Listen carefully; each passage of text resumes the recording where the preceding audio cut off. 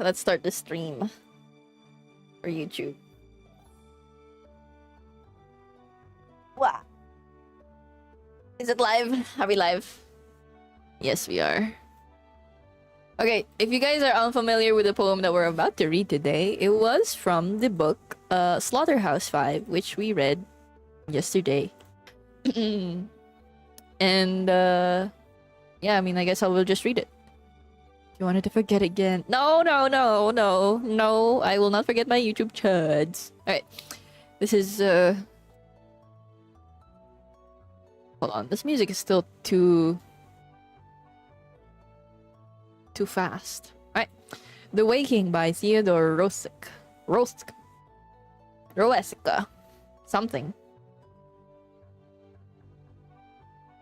I wake to sleep and take my waking slow. I feel my fate in what I cannot fear. I learn by going where I have to go. We think by feeling. What is there to know? I hear my being dance from ear to ear. I wake to sleep and take my waking slow. Of those so close beside me, which are you? God bless the ground. I shall walk softly there and learn by going where I have to go. Light takes the tree, but who can tell us how? The lowly worm climbs up a winding stair. I wake to sleep and take my waking slow. Great nature has another thing to do, to you and me. So take the lively air, and lovely, learn by going where to go. This shaking keeps me steady, I should know. What falls away is always, and is near. I wake to sleep and take my waking slow. I learn by going where I have to go. Oh, this is such a cute poem. Hello, Tony. Hi, Dark. Thank you for the 11 months. Wow, what the hell? It's almost been a year. What the? Are you excited? Next month.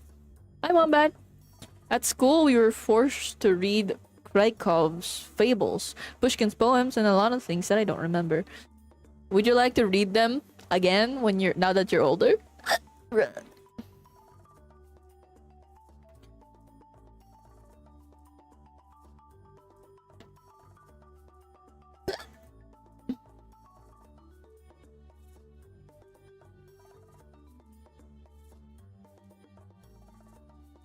Goes so hard.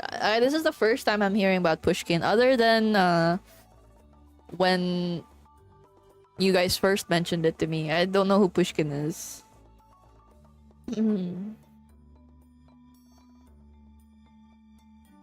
A new book? Yes, we're reading a new book today, Tony.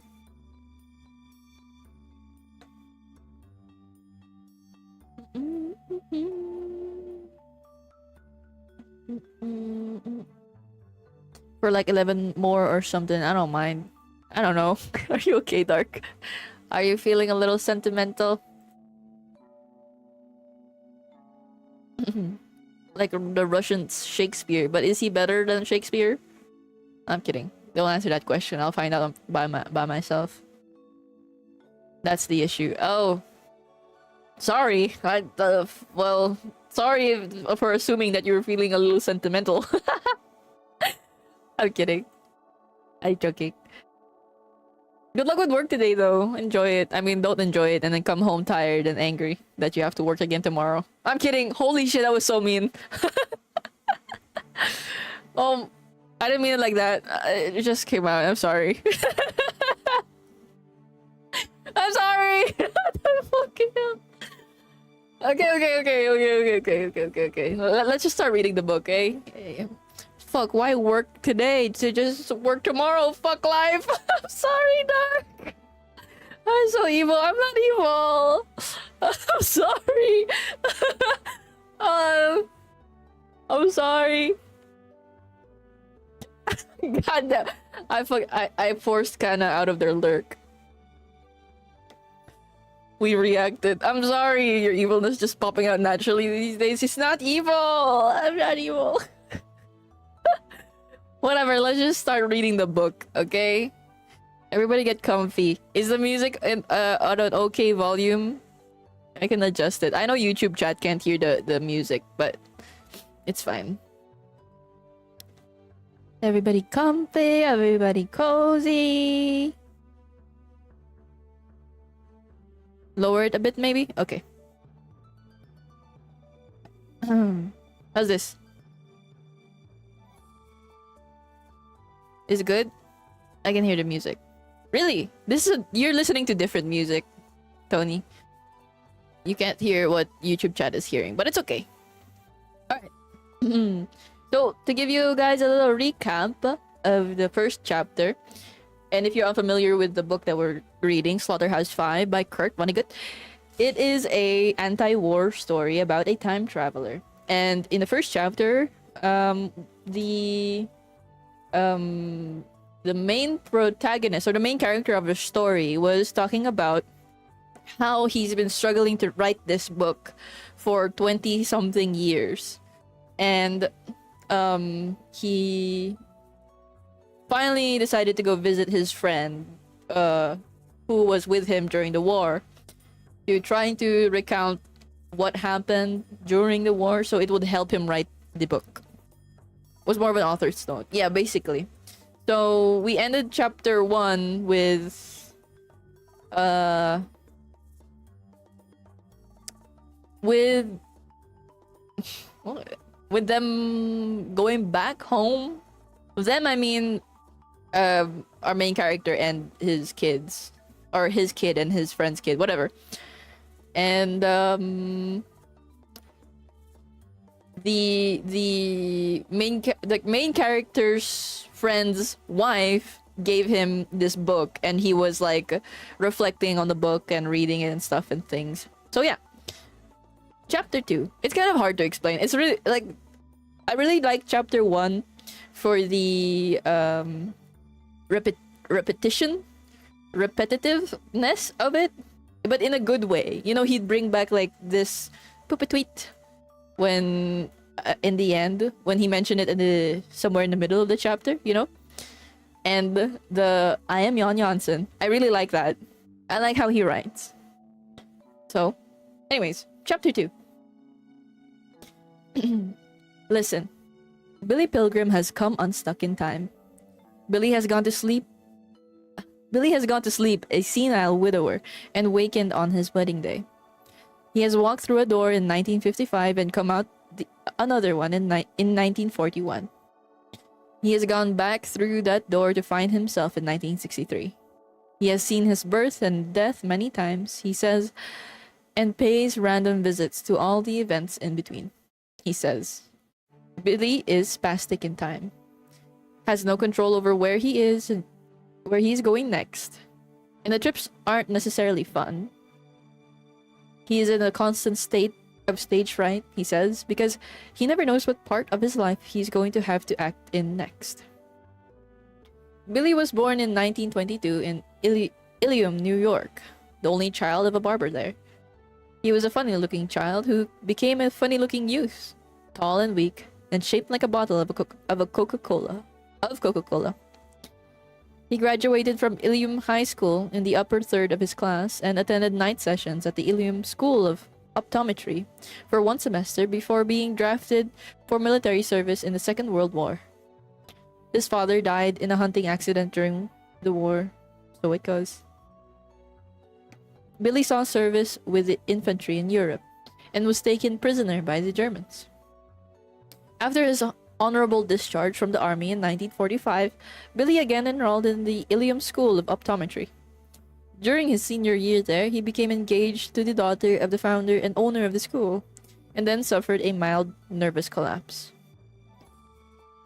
He was treated in a veterans hospital near Lake Placid and was given shock treatments and released. He married his fiancée, finished his education, and was set up in business in Ilium by his father-in-law. Ilium is a particularly good city for optometrists because the General Fords and Foundry Company is there. Every employee is required to own a pair of safety glasses and to wear them in areas where manufacturing is going on. GF&F has 68,000 employees in Ilium. That calls for a lot of lenses and a lot of frames. Frames is where the money is. Billy became rich. He had 2 children, Barbara and Robert. In time, his daughter Barbara married another optometrist, and Billy set him up in business. Billy's son Robert had a lot of trouble in high school, but then he joined the famous Green Berets. He straightened out, became a fine young man, and he fought in Vietnam. Early in 1968, a group of optometrists, with Billy among them, chartered an airplane to fly them for Ilium to an international convention of optometrists in Montreal. The plane crashed on top of Sugarbush Mountain in Vermont. Everybody was killed but Billy. So it goes. While Billy was recuperating in a hospital in Vermont, his wife died accidentally of carbon monoxide poisoning. So it goes. When Billy finally got home to Ilium after the plane crash, he was quiet for a while. He had a terrible scar across the top of his skull. He didn't resume practice. He had a housekeeper. His daughter came over almost every day. Then, without warning, Billy went to New York City and got on an all-night radio program devoted to talk. He told about having come unstuck in time. He said, too, that he had been kidnapped by a flying saucer in 1967. The saucer was from the planet Tralfamadore, he said. He was taken to Tralfamadore, where he was displayed naked in a zoo, he said. He was mated there with a former Earthling movie star named Montana Wildhack. Some night owls in Ilium heard Billy on the radio, and one of them called Billy's daughter, Barbara. Barbara was upset.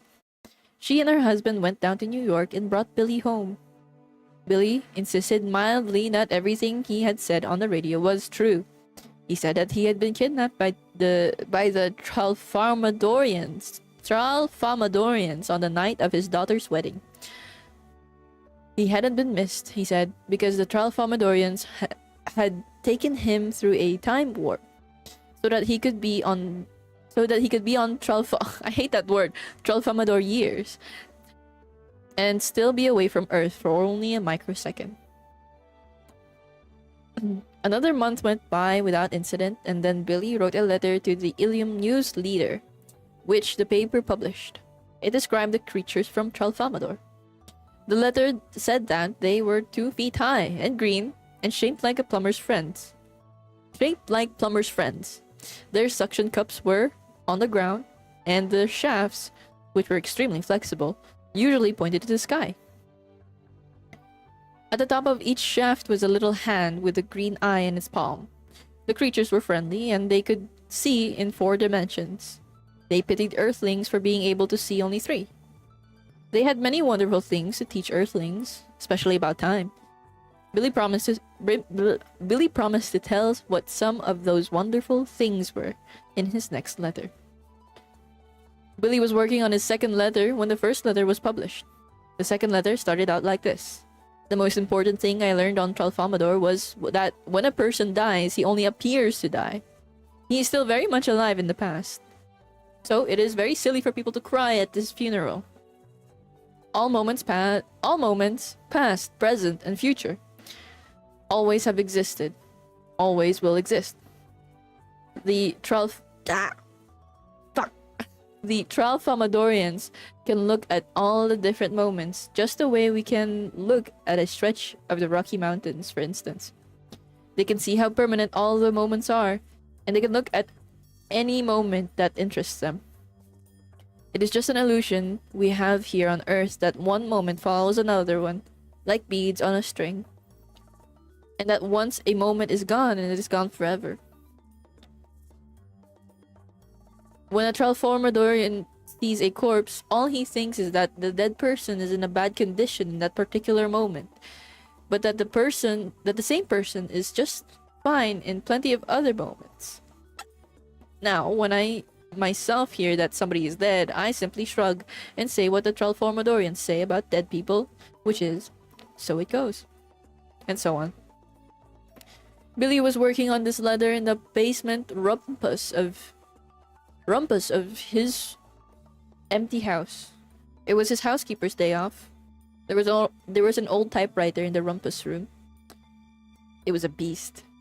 It weighed as much as a storage battery. Billy couldn't carry it very far, very easily. which was why he was writing in the rumpus room instead of somewhere else. The oil burner had quit. A mouse had eaten through the insulation of a wire leading through to the thermostat. The temperature in the house was down to 50 degrees, but Billy hadn't noticed. He wasn't warmly dressed either. He was barefoot and still in his pajamas. In a bathrobe, though it was late in the afternoon. His bare feet were blue and ivory.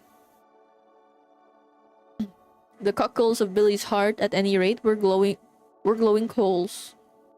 What made them so hot was Billy's belief that he was going to comfort so many people with the truth about time. His door chimes upstairs had been ringing and ringing. It was his daughter, Barbara, up there, wanting in. Now she let herself in with a key, crossed the floor over his head, calling, "Father, where are you?" and so on. Billy didn't answer her, so she was nearly hysterical, expecting to find a corpse. and then she looked into every room. And then she looked into the very last place where there was to look, which was the rumpus room. "Why didn't you answer me when I called?" Barbara wanted to know, standing there in the door of the rumpus room. She had the afternoon paper with her, the one in which Billy described his friends from Tralfamadore. "I didn't hear you," said Billy. The orchestration of the moment was this. Barbara was only 21 years old, but she thought her father was senile, even though he was only 46, senile because of the damage to his brain in the airplane crash. She also thought that she was the head of the family, since she had had to manage her mother's funeral, since she had to get the housekeeper for Billy, and all that. Also, Barbara and her husband were having to look after Billy's business interests, which were considerable, since Billy didn't seem to give a damn for business anymore.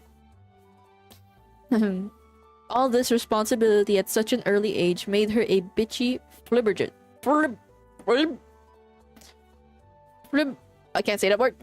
And Billy, meanwhile, was trying to hang on to his dignity, to persuade Barbara and everybody else that he was far from senile, that, on the contrary, he was devoting himself to a calling much higher than mere business.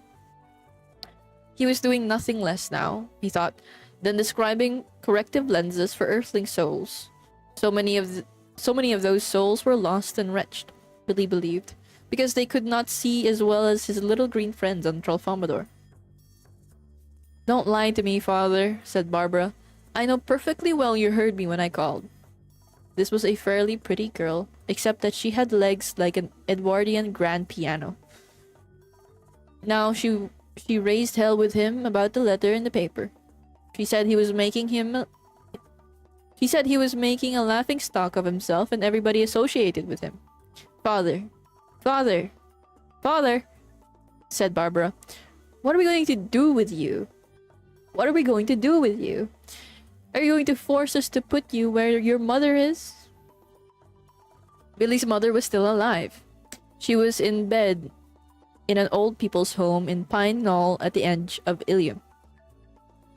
"What is it about my letter that makes you so mad?" Billy wanted to know. "It's all just crazy. None of it is true." "It's all true." Billy's anger was not going to rise with hers. He never got mad at anything. He was wonderful that way. "There's no such planet as Tralfamadore. It can't be detected from Earth, if that's what you mean," said Billy. "Earth can't be detected from Tralfamadore as far as that goes. They're both very small. They're very far apart."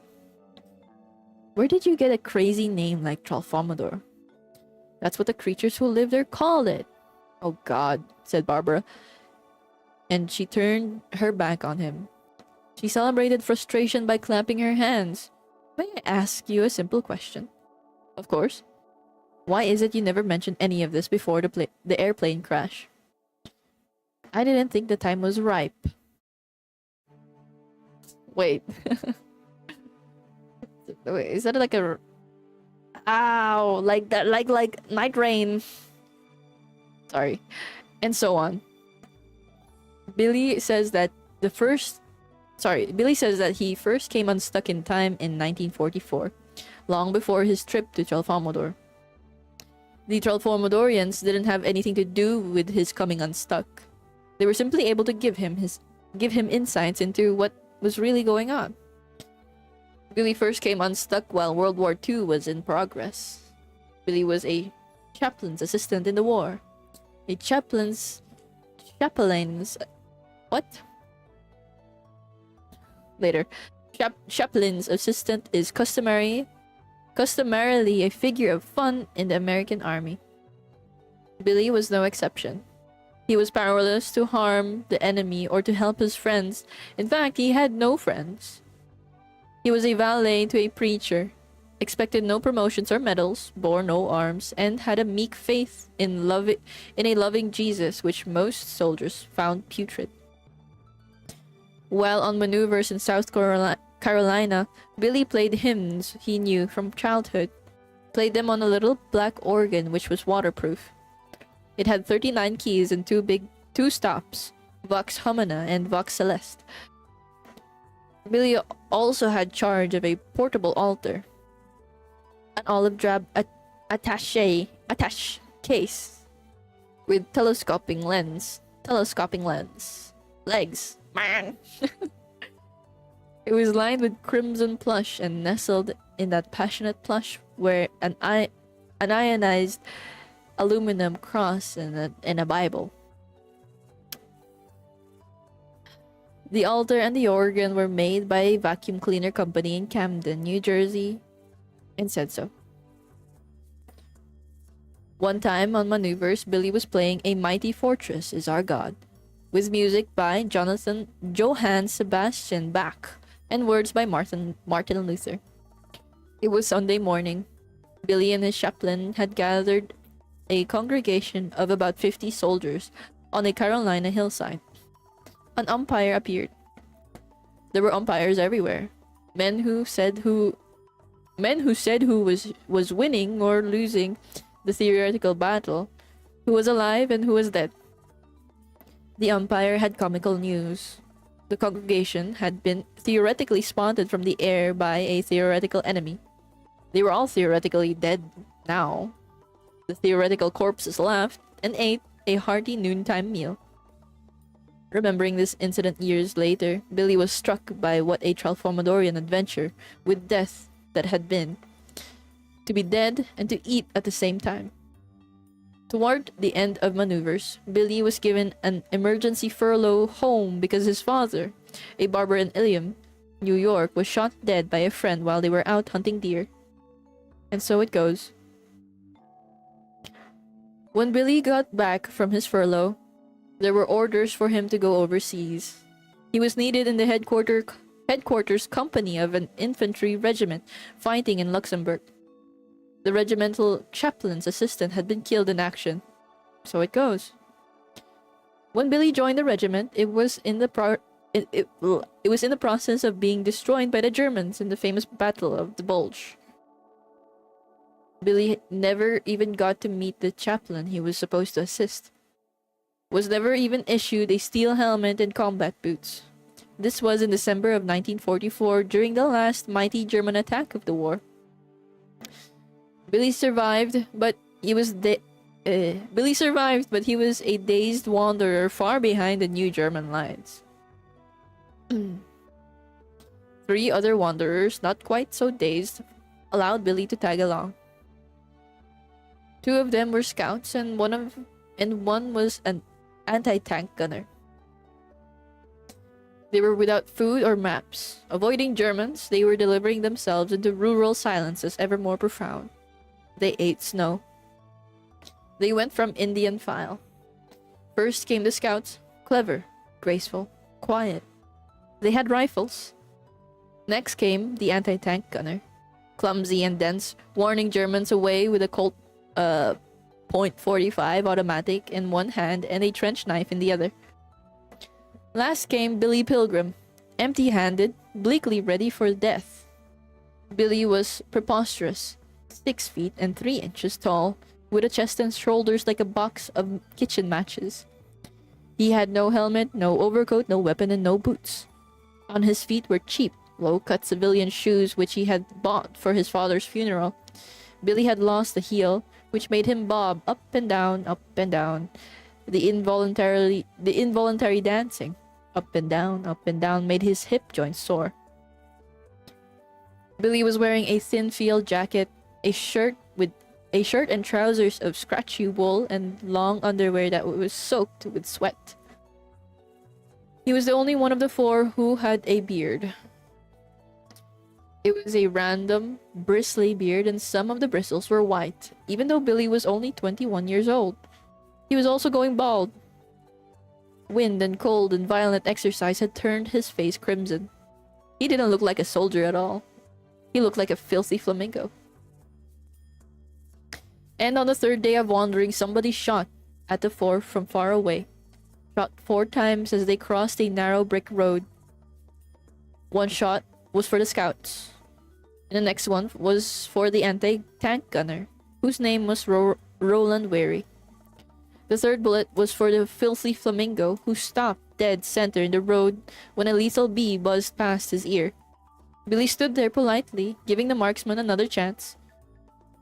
It was his adult understanding of the rules of warfare that the marksman should be given a second chance. The next shot missed Billy's kneecaps by inches, going end on end from the sound of it. Wait, hold on, my mouse is dying. Okay. Roland Wary and the scouts were safe in a ditch, and Wary growled at Billy, "Get out of the road, you dumb motherfucker!" The last word was still a novelty in the speech of white people in 1944.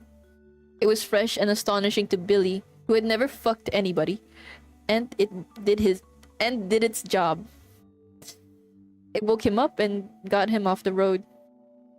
"Saved your life again, you dumb bastard," Wary said to Billy in the ditch. He had been saving Billy's life for days, cursing him, kicking him, slapping him, making him move. It was absolutely necessary that cruelty be used, because Billy wouldn't do anything to save himself. He wanted to quit. He was cold, hungry, embarrassed, incompetent. He could scarcely distinguish between sleep and wakefulness now, on the third day. Found no important differences either between walking and standing still. He wished everybody would leave him alone. "You guys go on without me," he said again and again. Where he was as new to war as Billy. He was a replacement too. As a part of a gun crew, he had helped to fire one shot in anger from a 57mm anti-tank gun. The gun made a ripping sound like the opening of a zipper on the fly of God Almighty. The gun lapped up snow and vegetation with a blowtorch 30 feet long. The flame left a black arrow on the ground, showing the Germans exactly where the gun was hidden. The shot was a miss. What had been missed was a Tiger tank. It swiveled its 88mm snout around sniffingly, saw the arrow on the ground. It fired. It killed everybody on the ground, on the gun crew but Weary. So it goes. Roland Weary was only 18, was at the end of an unhappy childhood spent mostly in Pittsburgh, Pennsylvania. He had been unpopular in Pittsburgh. He had been unpopular because he was stupid and fat and mean and smelled like bacon no matter how much he washed. He was always being ditched in Pittsburgh by people who did not want him with them. It made Wary sick to be ditched. When Wary was ditched, he would find somebody who was even more unpopular than himself, and he would horse around with that person for a while, pretending to be friendly. And then he would find some pretext for beating the shit out of him. It was a pattern. It was a crazy, sexy, murderous relationship where he entered into with people who eventually beat up. He told them about his father's collection of guns and swords and torture instruments and leg irons and so on.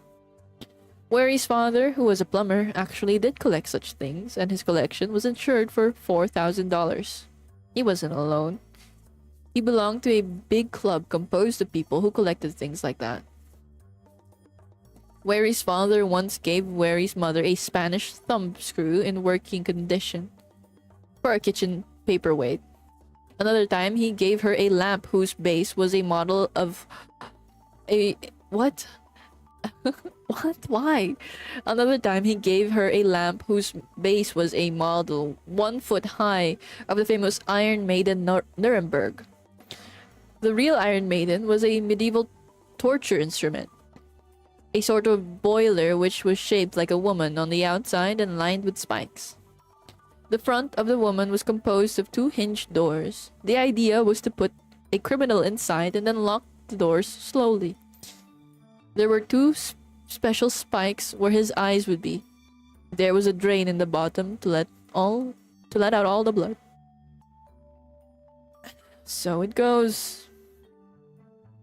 Wary had told Billy Pilgrim about the Iron Maiden, about the drain in her bottom, and what it was for. He had talked to Billy about dum-dums. He told him about his father's Derringer pistol, which could be carried in a vest pocket, which was yet capable of making a hole in a man which a bull bat could fly through without touching either wing. Weary scornfully bet Billy one time that he didn't even know what a blood gutter was. Billy guessed that it was the drain in the bottom of the Iron Maiden, but that was wrong.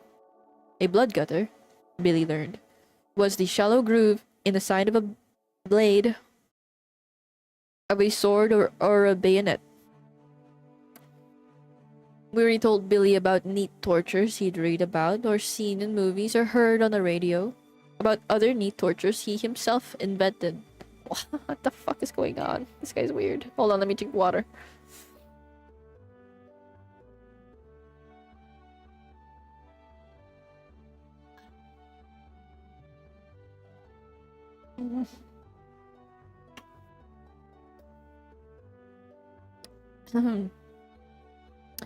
One of the inventions was what? One of the inventions was sticking a dentist's drill into a guy's ear.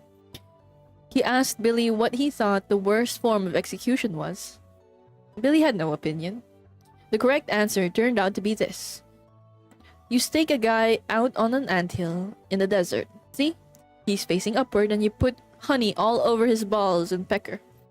And you cut off his eyelid so he has to stare at the sun till he dies. So it goes.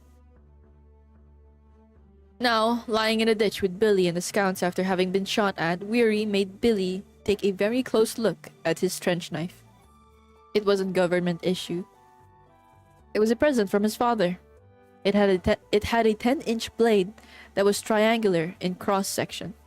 Its grip consisted of brass knuckles, which was a chain of rings through which Wary slipped his stubby fingers. The rings weren't simple. They bristled with spikes. Weary laid the spikes along Billy's neck, rowelled the cheek with savagely affectionate restraint. How'd you like to be hit with this? He wanted to know. I wouldn't, said Billy. Know why the blade's triangular? No. Makes a wound that won't close up? Oh. Makes a 3-sided hole in a guy. You stick an ordinary knife in a guy, it makes a slit. Right? A slit closes right up. Right? Right. Shit. What do you know? What the hell they teach in college? I wasn't there very long, said Billy, which was true. He had had only 6 months of college, and college hadn't been a regular college either. He had been at night school of the Ilium School of Optometry.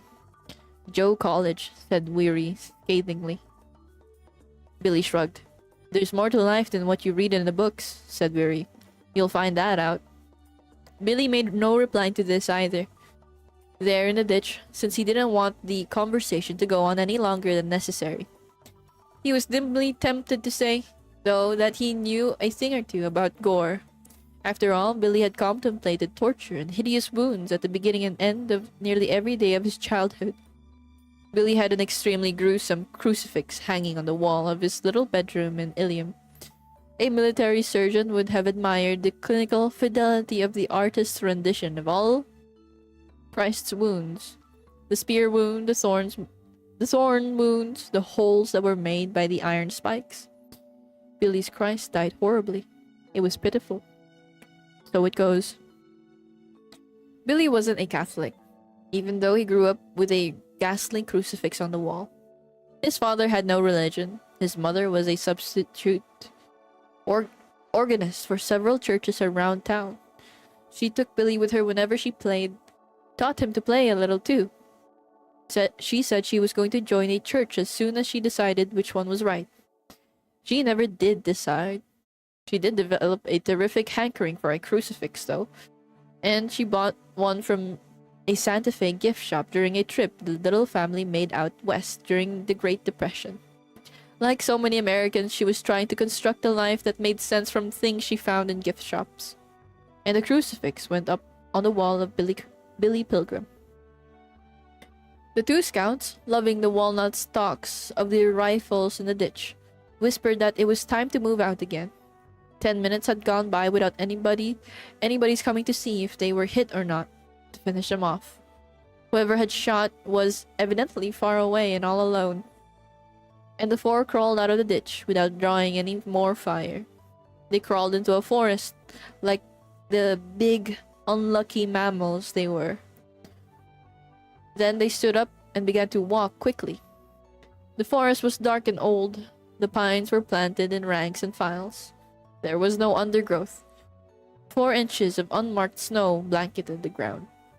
The Americans had no choice but to leave trails in the snow as unambiguous as diagrams in a book on ballroom dancing. Step, slide, rest. Step, slide, rest. Close it up and keep it closed, Roland Wary warned Billy Pilgrim as they moved out. Wary looked like Tweedledum or Tweedledee, all bundled up for battle. He was short and thick. He had every piece of equipment he had ever been issued, every present he'd received from home: helmet liner, wool cap, scarf, gloves, cotton undershirt, woolen undershirt, wool shirt, sweater, blouse, jacket, overcoat, cotton underpants, woolen trousers, cotton socks, woolen socks, combat boots, gas mask, canteen, mess kit, first aid kit, trench knife, blanket, shelter half, raincoat, bulletproof Bible, a pamphlet entitled Know Your Enemy, another pamphlet entitled Why We Fight, and another pamphlet of German phrases rendered in English phonetics, which would enable Weary to ask German questions such as, "Where is your headquarters?" and "How many howitzers have you?" Or tell them, "Surrender, your situation is hopeless," and so on. Wary had a block of balsa wood, which was supposed to be a foxhole pillow. He had a prophylactic kit containing 2 tough condoms for the prevention of disease only. He had a whistle he wasn't going to show anybody until he got promoted to corporal. He had a dirty picture of a woman attempting sexual intercourse with a Shetland pony. He had made Billy Pilgrim admire that picture several times. The woman and the pony were posed before velvet draperies, which were fringed with needle balls. They were flanked by Doric columns. In front of one column was a potted palm. The picture that Weary had was a print of the first dirty photograph in history. The word photography was first used in 1839, and it was in that year too that Louis J. M. Daguerre revealed to the French Academy that an image formed on a silvered metal plate covered with a thin film of silver iodide could be developed in the presence of mercury vapor. In 1841, only 2 years later, an assistant to Daguerre, André Labrababa, was arrested in the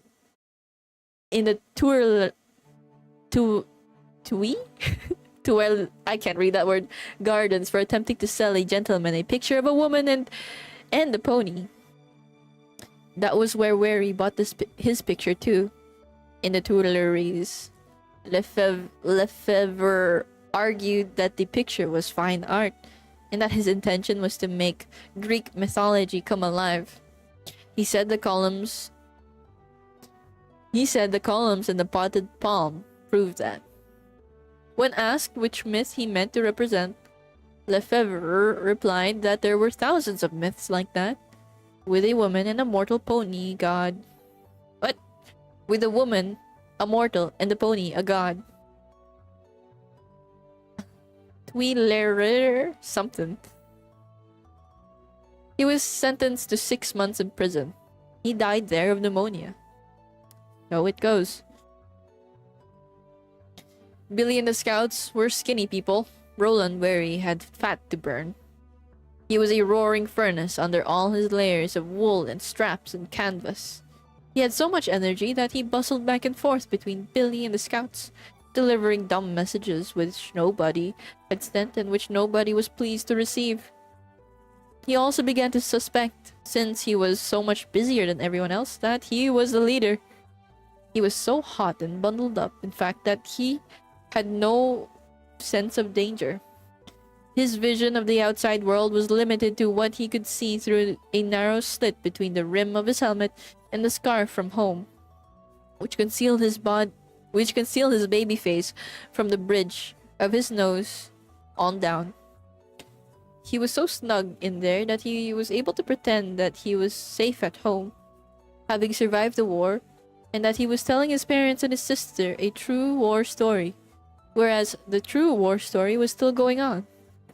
Wary's version of the true war story went like this. There was a big German attack, and Wary and his anti-tank buddies fought like hell until everybody was killed but Wary. So it goes. And then Wary tied in with 2 scouts, and they became close friends immediately.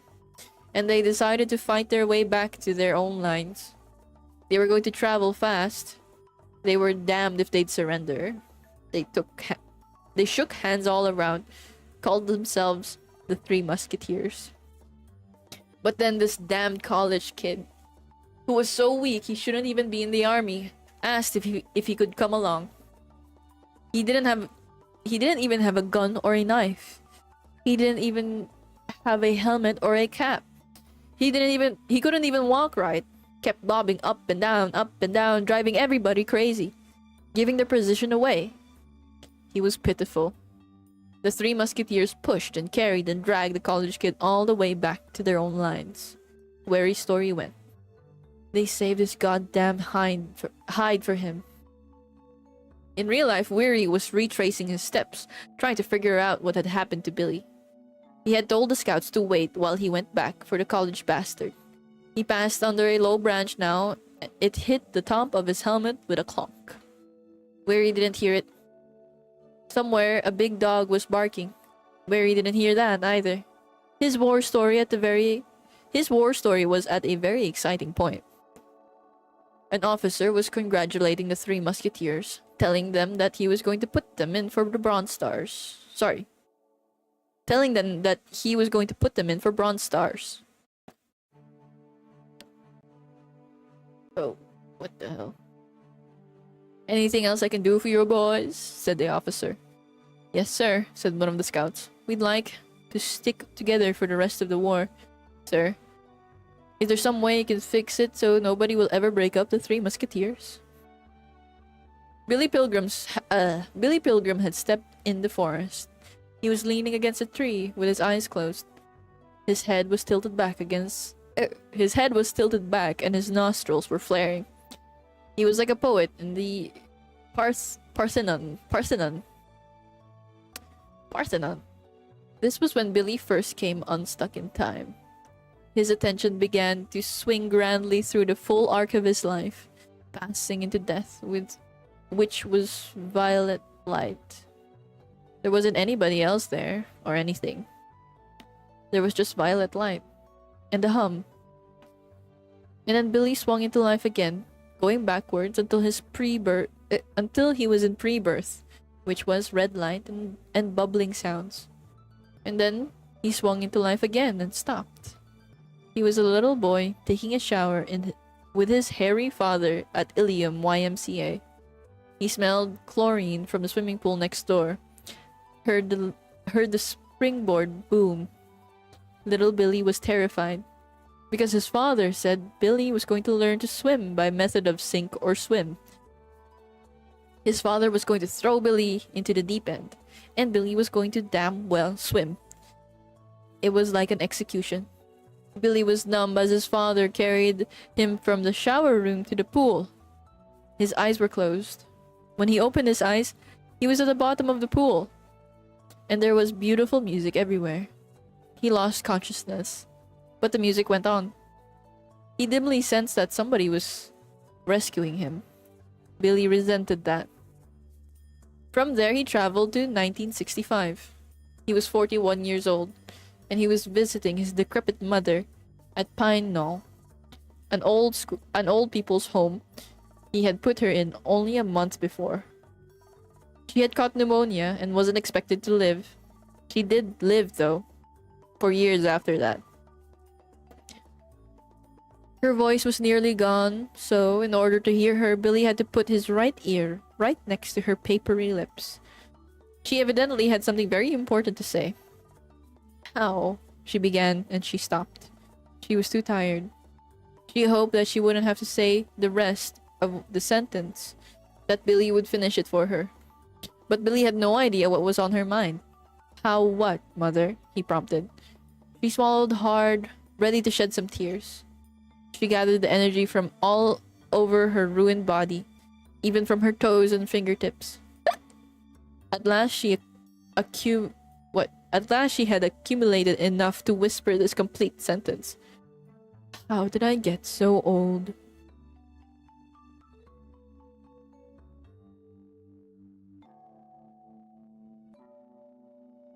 Okay. Billy's antique mother passed out, and Billy was led from the room by a pretty nurse. The body of an old woman covered by a sheet was wheeled by just as Billy entered the corridor.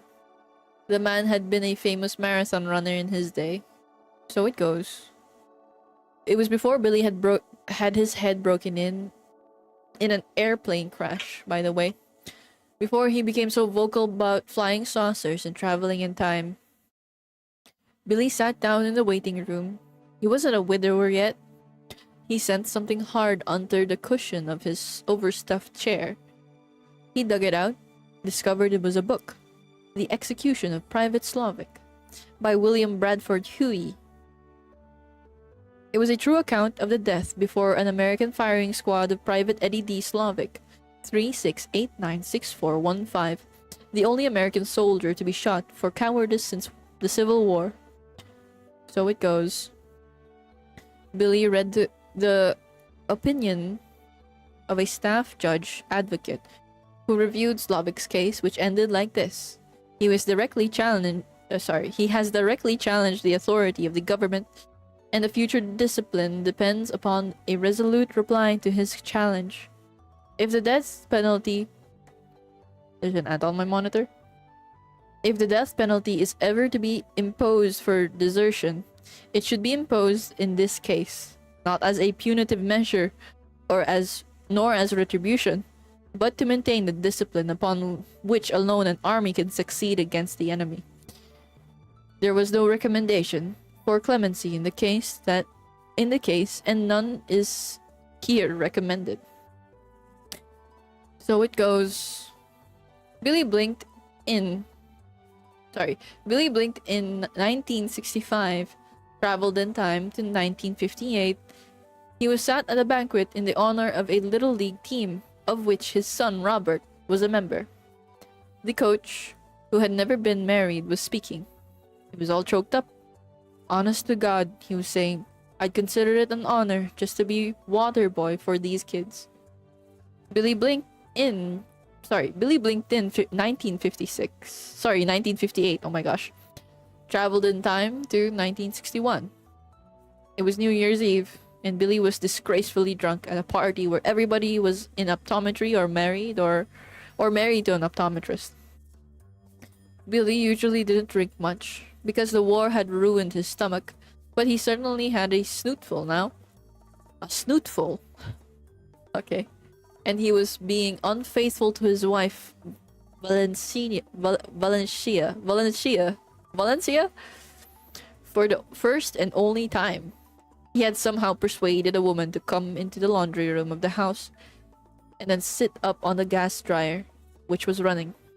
The woman was very drunk herself, and she had helped Billy get her girdle off. "What is it you wanted to talk about?" she said. "It's all right," said Billy. He honestly thought it was all right. He couldn't remember the name of the woman. "How come they call you Billy instead of William?" "Business reasons," said Billy. That was true. His father-in-law, who owned the Ilium School of Optometry, who had set Billy up in practice, was a genius in his field. He told Billy to encourage people to call him Billy, because it would stick in their memories. It would also make him seem slightly magical, since there weren't any other grown Billies around. It also compelled people to think of him as a friend right away. Okay, I'll be right back. I need to go pee. I don't know, here's some brain rot for you, while I'm gone.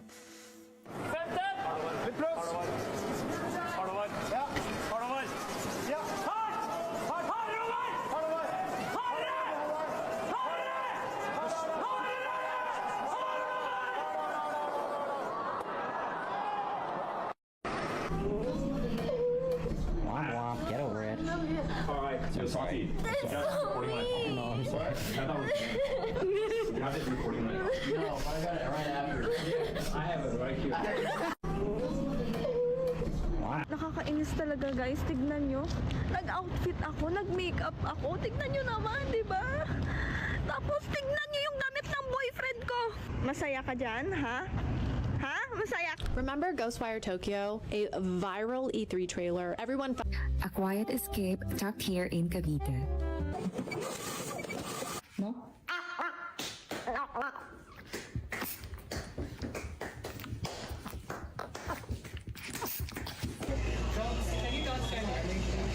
Just wait to see who this interaction's with. Just wait. What? Siri?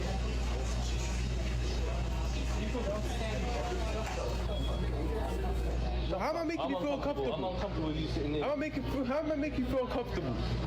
How? Know yourself, yeah? I'm just drinking my juice. Babe, could you iron my shirt? Yeah, of course, babe, sure.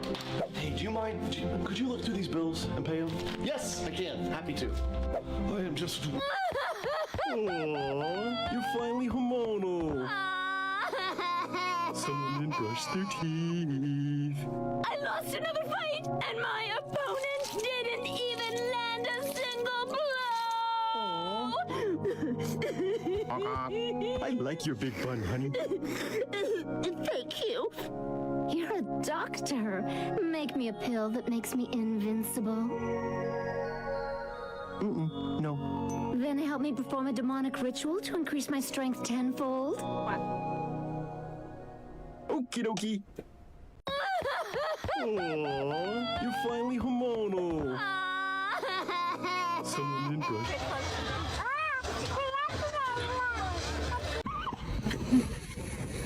I wanted to pee since earlier, but I wanted to keep reading.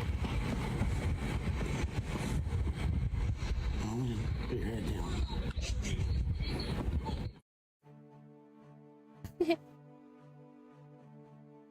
Get this off my screen. Sorry. Okay, we're back.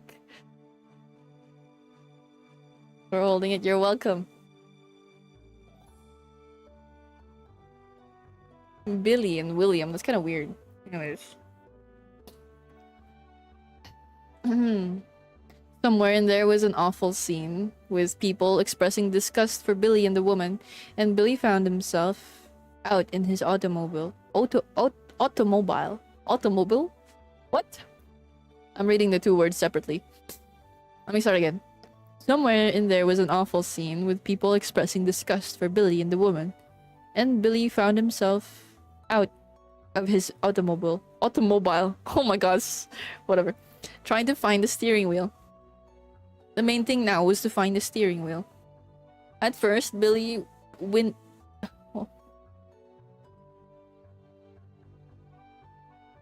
You won't even get a UTI for chat. What is a UTI?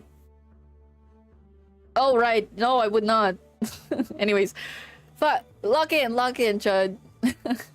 At first, Billy windmilled his arms, hoping to find it by luck. Then, when that didn't work, he became methodical, working in such a way that the wheel could not possibly escape him. He placed himself hard against the left-hand door, searched every square inch of the area before him. When he failed to find the wheel, he moved over 6 inches and searched again. Amazingly, he was eventually hard against the right-hand door, without having found the wheel. He concluded that somebody had stolen it. This angered him as he passed out. He was in the back seat of his car, which was why he couldn't find the steering wheel. The back seat of his car. Automobile. Thank you, Grims. Now somebody was shaking Billy awake. Billy still felt drunk, was still angered by the stolen steering wheel. He was back in World War II again, behind the German lines. The person who was shaking him was Roland Weary. Weary had gathered the front of Billy's field jacket into his hands. He banged Billy against a tree, then pulled him away from it, flung him into the direction he was supposed to take under his own power. Billy stopped, shook his head. "You go on," he said. "What? You guys go on without me. I'm alright." "You're what?" "I'm okay." "Jesus, I'd hate to see somebody sick," said Weary. Through 5 layers of humid scarf from home. Billy had never seen Weary's face. He had tried to imagine it one time. He had tried to imagine it one time. Had imagined a toad in a fishbowl. Weary kicked and shoved Billy for a quarter of a mile. The scouts were waiting between the banks of a frozen creek. Then they had heard the dog. They had heard men calling back and forth too, calling like hunters who had a pretty good idea of where their quarry was. The banks of the creek were high enough to allow the scouts to stand without being seen. Billy staggered down the bank ridiculously. After him came Weary, clanking and clinking and tinkling and hot. "Here he is, boys," said Weary. "He don't want to live, but he's gonna live anyway. When he gets out of this, by God, he's gonna owe his life to the 3 Musketeers." This was the first the scouts had heard. What? This was the first the scouts had heard about... I can't read. This was the first the scouts had heard that Weary thought of himself and them as the 3 Musketeers. Billy Pilgrim, there in the creek bed, thought he, Billy Pilgrim, was turning to steam painlessly. If everybody would leave him alone for just a little while, he thought, he wouldn't cause anybody any more trouble. He would turn to steam and float up among the treetops. Somewhere the big dog barked again, with the help of fear and echoes and winter silences. That dog had a voice like a big bronze gong. Roland Weary, 18 years old, insulated himself between the scouts, draped a heavy arm around the shoulder of each. "So, what do the 3 Musketeers do now?" he said. Billy Pilgrim was having a delightful hallucination. He was wearing dry, warm, white sweat socks, and he was skating on a ballroom floor. Thousands cheered. This wasn't time travel. It had never happened. Never would happen. It was the craziness of a dying young man with his shoes full of snow. One scout hung his head, let spit fall from his lips. The other did the same. They studied the God, what is this word? I can't read that word. Of spit on snow and history. They were small, graceful people. They had been behind the German lines before many times, living like wood creatures, living from moment to moment in useful terror, thinking brainlessly with their spinal cords. Infinitesimal effects. Infinitesimal effects.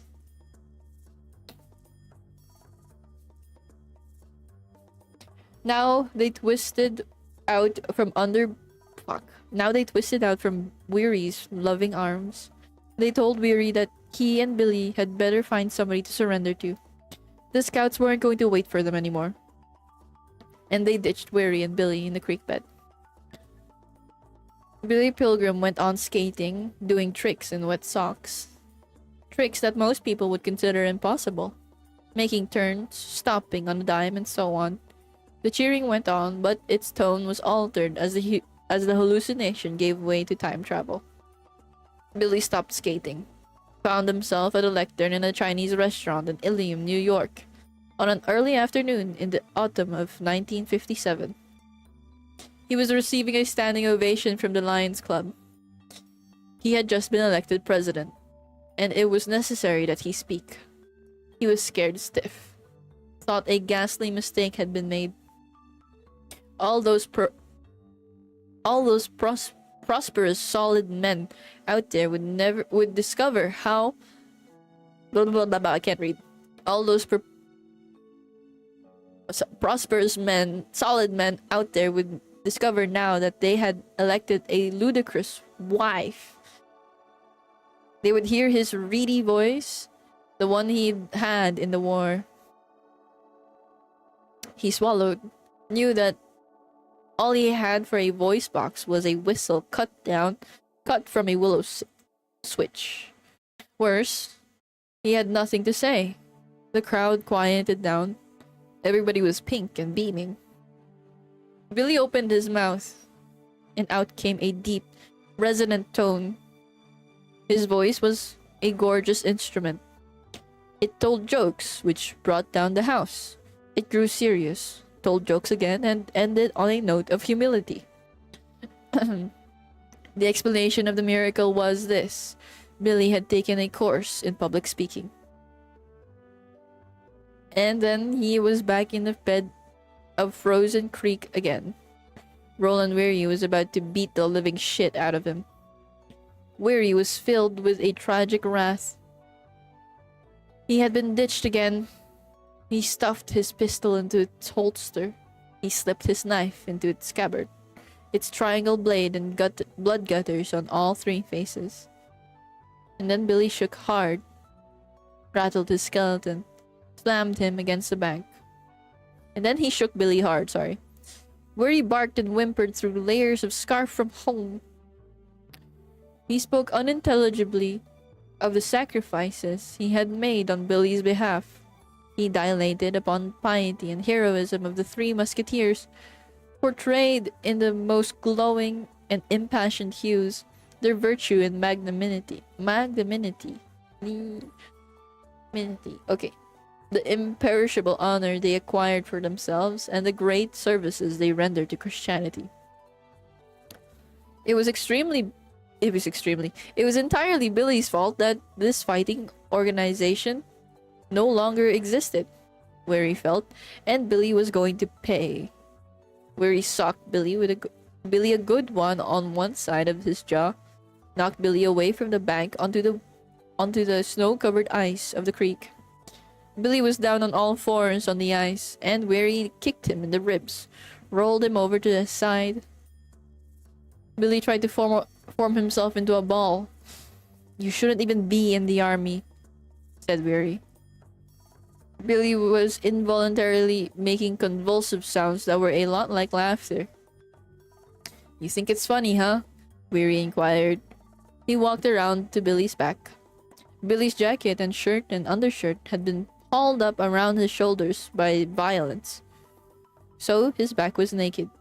There, 3 inches from the tips of Weary's combat boots, were the pitiful buttons of Billy's spine. Oh God, I don't want to read this part. Weary drew back.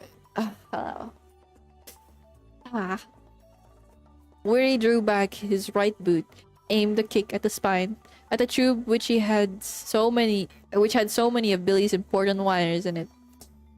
Weary was going to break that tube. But then Weary saw that he had an audience. 5 German soldiers and a police dog on a leash were looking down.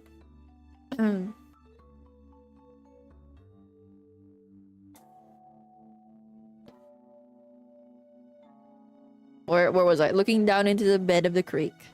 The soldiers' blue eyes were filled with a blurry civilian curiosity as to why one American would try to murder another one so far from home, and why the victim should laugh. Oh, no, we're done.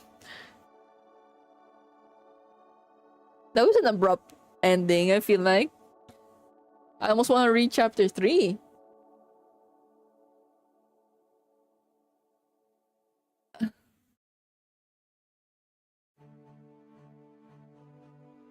Yeah, fittingly abrupt. It was good.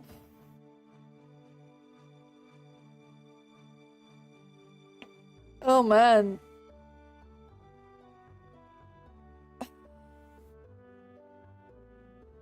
Was a bunch of things. It was, I don't know. I mean, I still don't feel as confused as when we were reading Dostoevsky. To me it still makes sense. What about another 30 minutes of reading? Has it been 30 minutes? I'm glad you enjoyed it, Tony. The Billy had taken a public speaking course line is the one that stuck to me. That one was funny. I mean, I thought it was funny. I'm like, so Billy's not even his name. It's William. And he cheated on his wife. It's just crazy. Also, happy lurking, Clarence.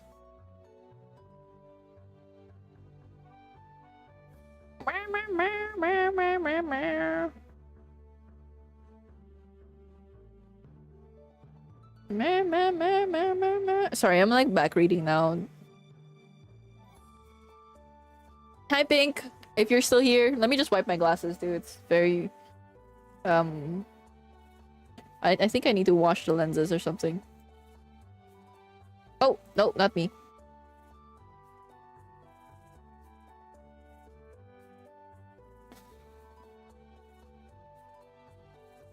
William Afton? No, William Pilgrim. Really hated Weary when I read first, but now I just feel bad for him. I feel bad for him. I mean, he grew up weird. Not even like a quirky kind of weird. It's because his dad was a fucking weirdo. You know?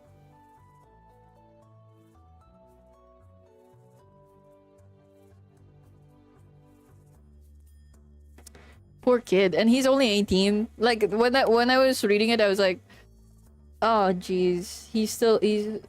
I mean, his parents are fucked up, but at least like his dad cares because I guess he has a lot of gifts.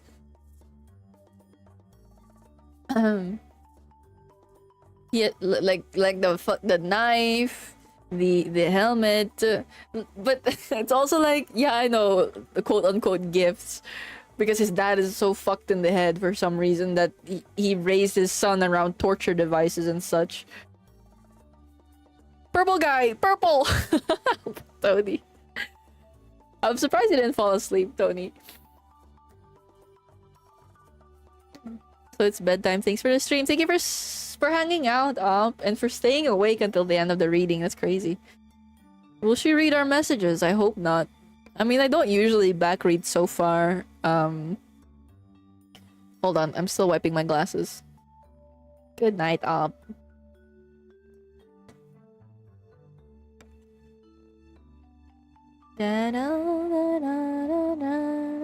What were you guys talking about?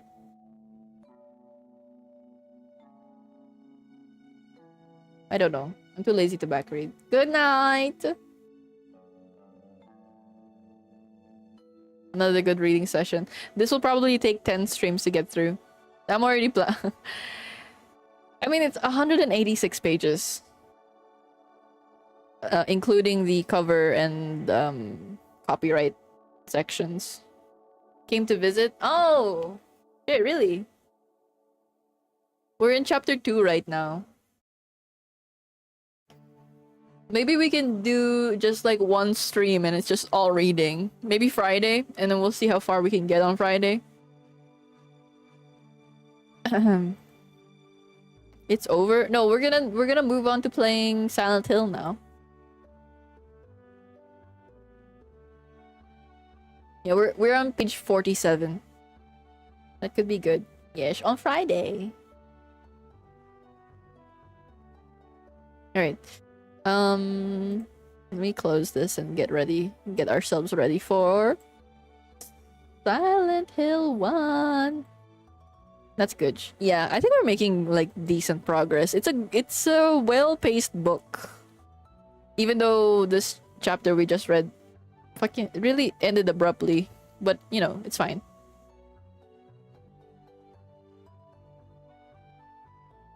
I mean, Silent Hill. Yeah. Yeah.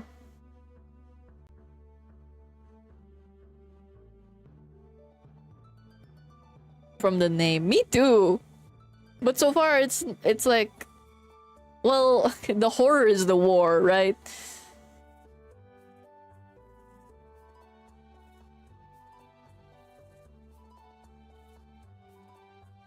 Gotta fix my sleep schedule. It's okay, Tony. I'm glad you stopped by for the reading though. Hi Duma, how you doing, Duma? We just finished reading chapter 2 of Slaughterhouse. Is trying to understand. There's a lot of things that's like, it's like all over the place, huh? Hi Jakil, you're pink! Was it because of yesterday? I was listening. Are you enjoying my reading? Please say yes.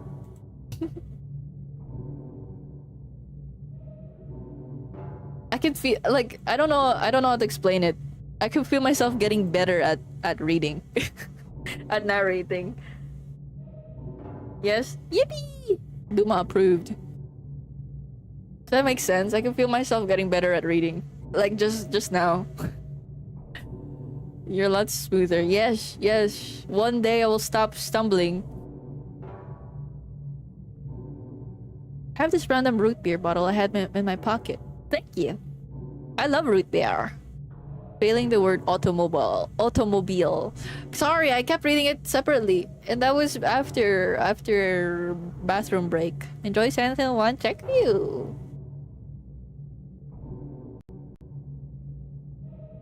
Alright, let's change YouTube's plays Silent Hill 1.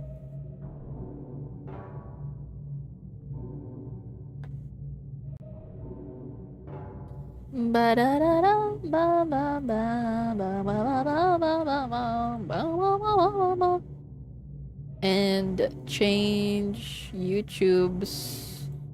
Twitch's category. Silent Hill. We have an ad starting soon, so maybe we should take like a quick break before starting Silent Hill.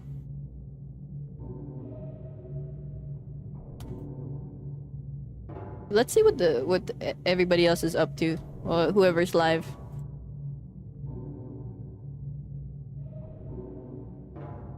How do you feel about squirrels? I'm afraid of them. I have no feelings for squirrels.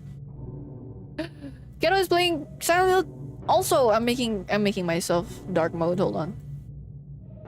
I don't have an opinion on squirrels.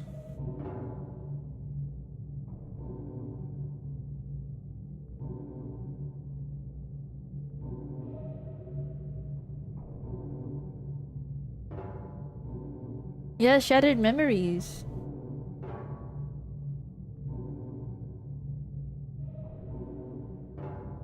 Is this a prison one? Which one is this one? I'm built like a squirrel. I believe you. AU? Alternate universe?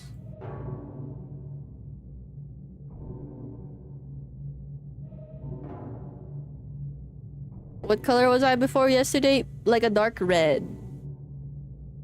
I'm pleased you improved reading aptitude. Thank you, SW. I'm glad you noticed. Other than me pointing it out.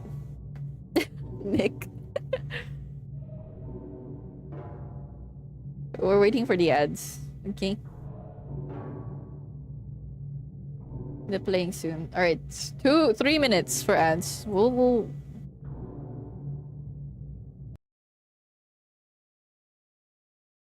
What is going on? It's weird to see. How old is this game? Test. That's better, Jakil. Can you claim the points? Oh, sorry.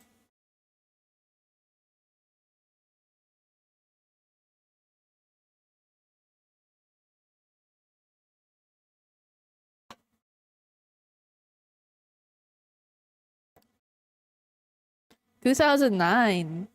Oh, and then when did RE4 come out? Like 2008 or something?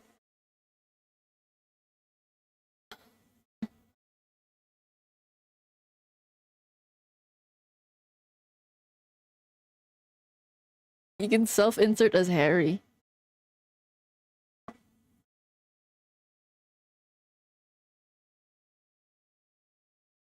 Brave frog, brave frog.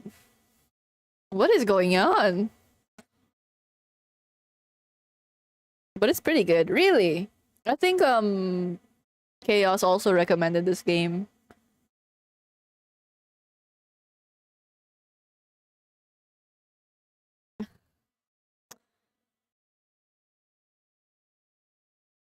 Ow.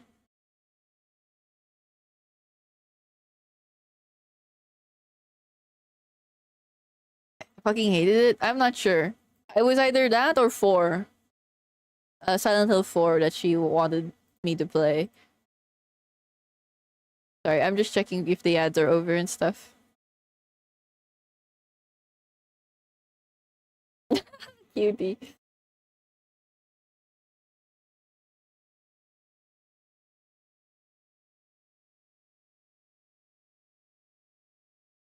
I played on the PSP. Cute. Is she playing on an emulator?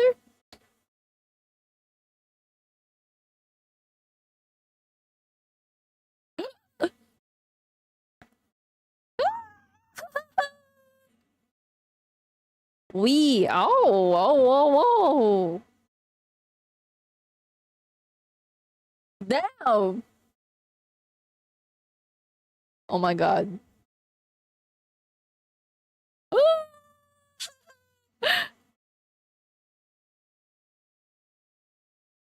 It's run away and hide. That's so funny.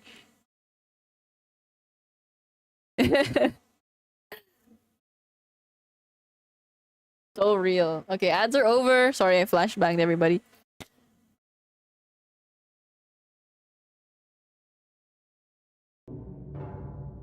Well, we have to go back to our own Silent Hill game. Of Outlast, bro. I hated Outlast. Well, because I was just so scared, but yeah. 4 was my first and last Silent Hill because I got stuck in a puzzle. You did? You did look it up? What to do next? Alright, what were we doing last time? Where are we? We gotta figure out where to go, and Harry over here won't let me go out to the front door. Because he keeps saying that we need to explore some more, but I don't get what he wants me to do.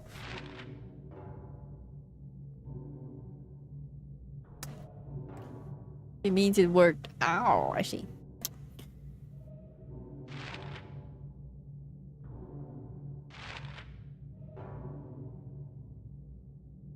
So I had so many hours in that I didn't want to reset. That's fair.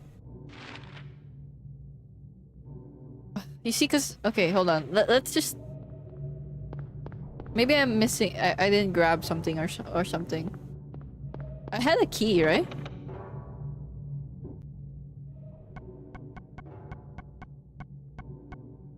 Well, I guess not. No key.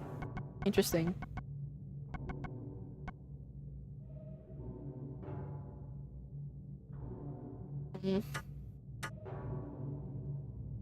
Okay, here we go. Why can't we unlock that door?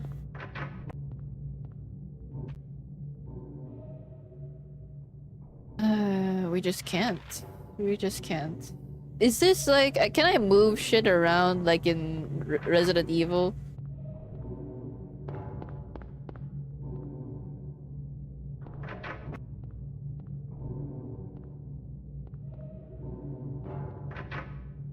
Hi, Tador. How you doing?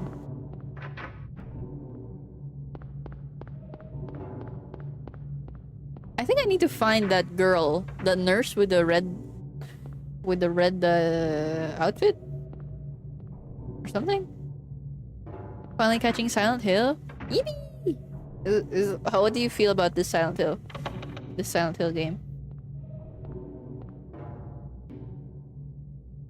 Yeah, all the doors are locked. Only you can go. I don't know.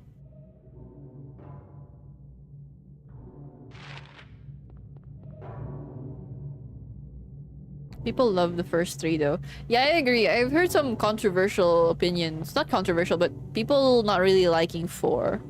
Do you know what else is evil? You. You, probably.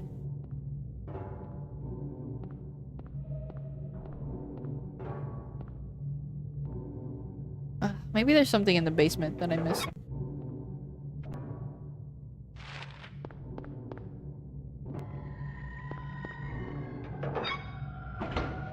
Hello?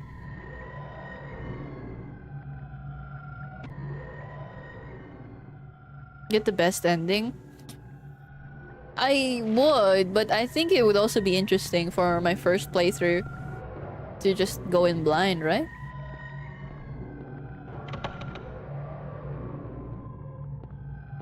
One might say the residents as well. Truly evil, truly evil. I've already been in it. I don't know where to go next, gang.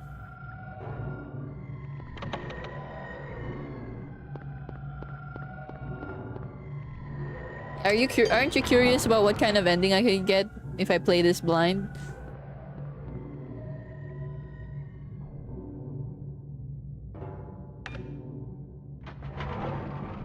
Oh, that's just okay. Well,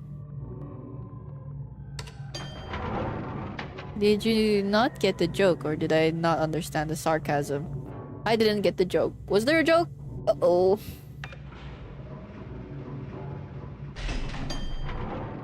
Because you're playing it blind. Haha, no, I know. What is this? Cutscene? What the hell? Didn't we go up there? What the fuck? What? Okay, we seem to have traveled through rot and time.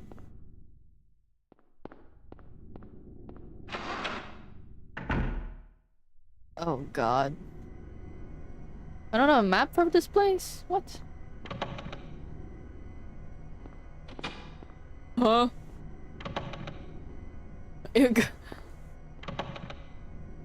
Did they lock it? Oh fuck.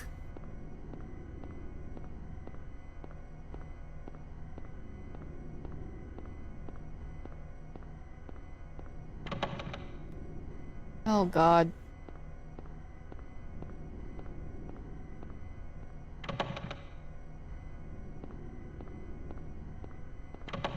Everything's locked. Okay. Guys, I'm scared.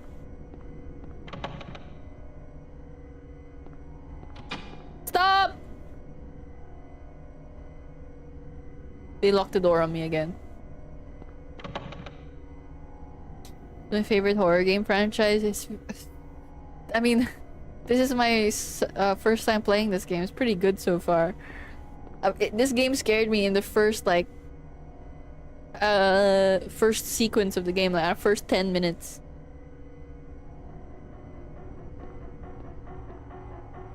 What? Why am I the evil one?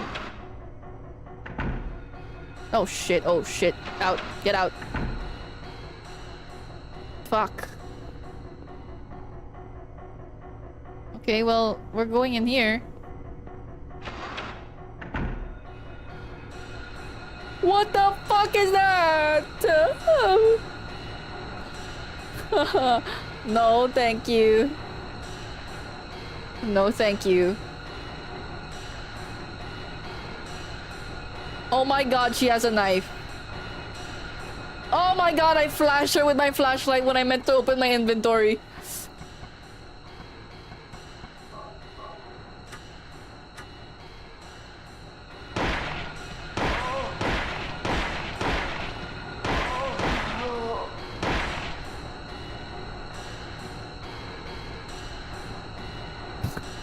What the f-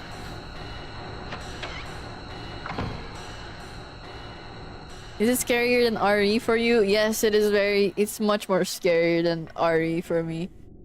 Well, actually, well, so far, yeah. Because the first game I played, the first retro Resident Evil game I played was Code Veronica.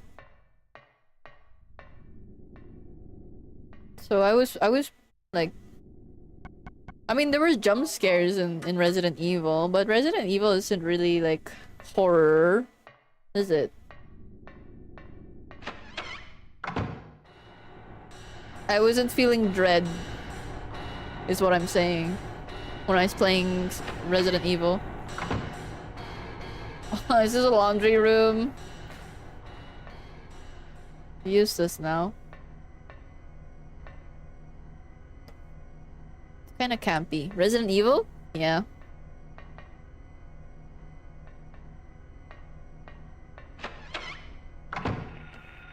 Oh fuck.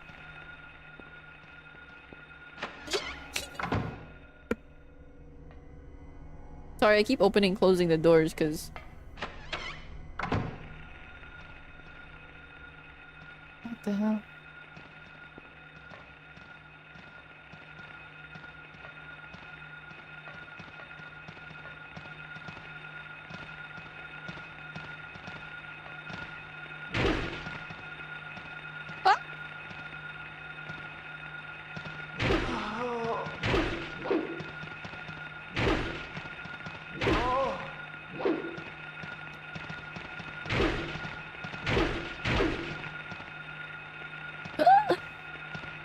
Where's my shotguns? Fuck.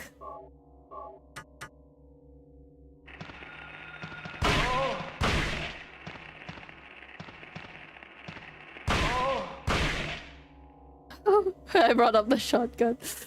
Oh my god. Okay, fine. Did you get scared by the cat in the previous area? Yes, I did get scared.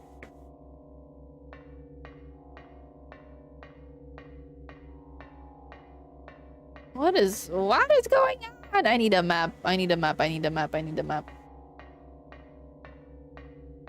What? Hello? Okay. Okay, this is unlocked. You know what? We gotta go down. We gotta go down. Straight to grabbing the map. I don't know where the map would be, but...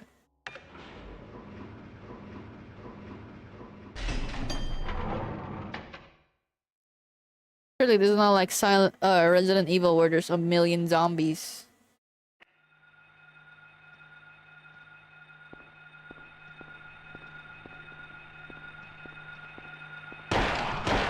It's a doctor!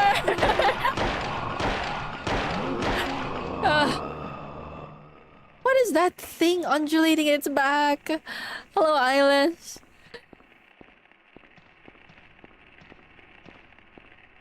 Oh my god, doctor, oh doctor.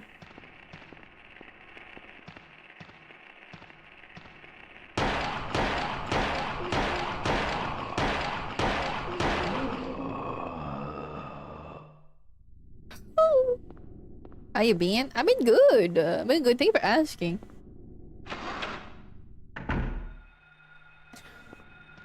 I've been playing old games recently. It's been very fun. I've been enjoying myself. How have you been? Feels like you haven't been here in a while. I feel like I should be stepping on these guys.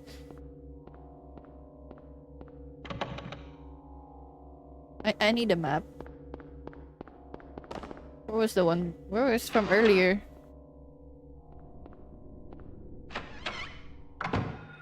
Again?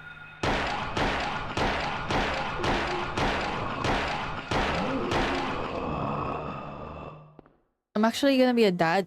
What? Congratulations! What the hell? Sound can be heard from beyond the door. Should I hit it? Gonna be Papa Alice to Baby Alice. That's so cute! Congratulations. Do you know, if it's gonna be a boy or girl?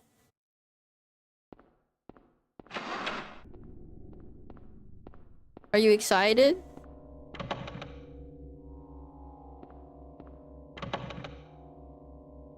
Wow, I never thought I'd see the day. Chatter, yes. So we don't know. Oh, okay. Congrats. There's gonna be a cutscene. No? Okay, just long ass loading time.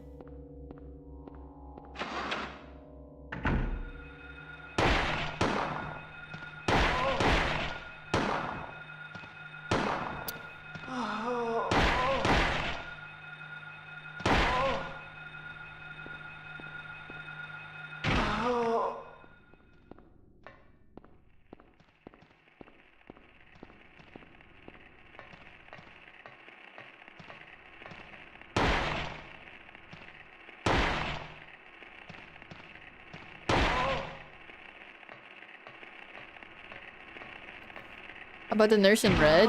Because I watched analysis videos on this game. Slate, nothing more than that. Okay. One life is gonna have a kin is a rare sight indeed. I'm so happy for you, bro. Congrats.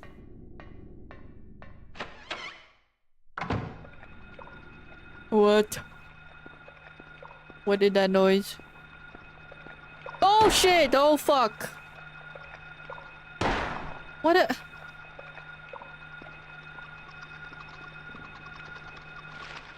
What do I do? Fucking Harry's going crazy. Wait. Okay.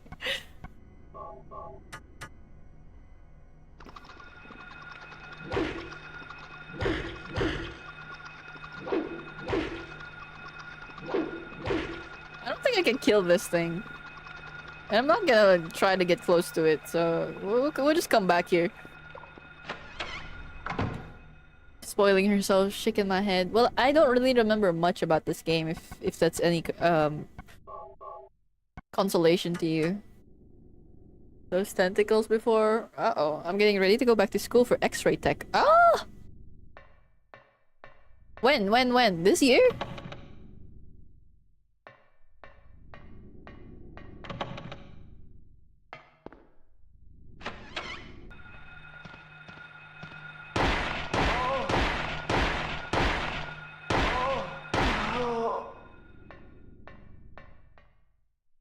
This year? Congrats! Code Veronica Tentacles PTSD. And, at least I didn't die to those ones. Right? Did I die? I don't know. I soft-locked myself so many times in Code Veronica, it's insane. Probably not the best game to start my retro game fever, but I think it was fun. I wish I had a map. Oh. Am I stupid? When did I get the map?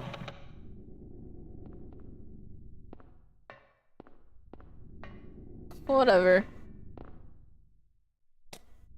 Lydia Findley, Trevor F. White, Albert Lord, Roberta T. Morgan, Edward C. Briggs. Grim Reaper's list. Going to the basement first? Okay.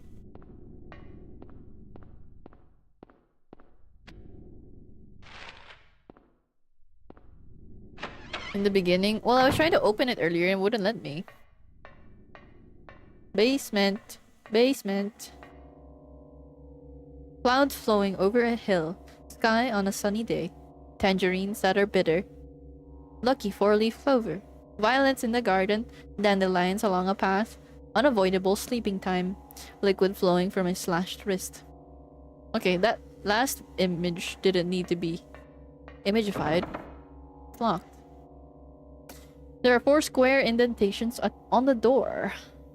Interesting. OMG, my list. I hope you got your list done. And finished. Yes. 2 kitties. Cute. Cute, cute. What, did you adopt them or? Alright, let's go to the basement like Tudor said. Phew! Alright, here we go.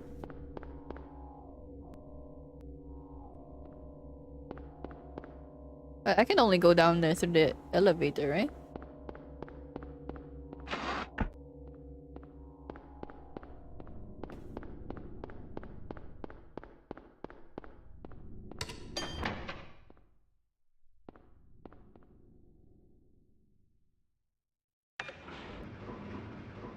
Basement! Basement! Get ready.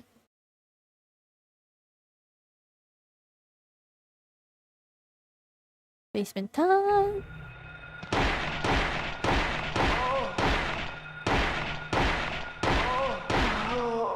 You think I learned nothing from Resident Evil? You sick bastard camping the fucking elevator door.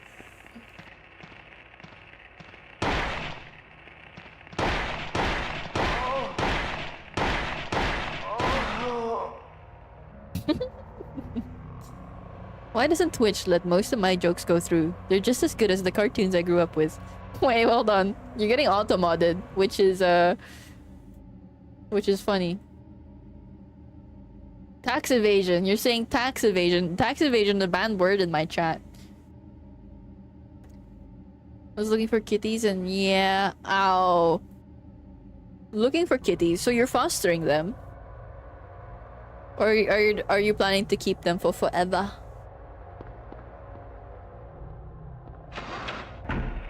Whoa, whoa, whoa, whoa, whoa! Whoa, whoa, whoa, whoa, whoa, whoa, whoa, whoa, whoa! Fuck! I don't want to waste any more ammo. Okay, okay, okay. I'm going back to this. Waste any more ammo. I have 100 bullets, by the way. Okay.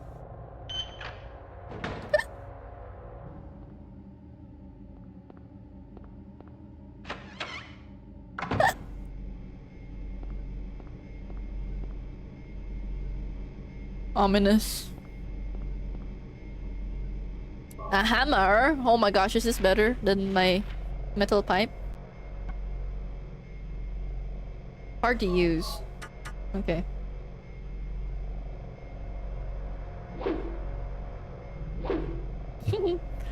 It's just the same. It's on. Okay. Way better. Thank you, Tudor. I hope I don't die. My last save was when we were still in the overworld.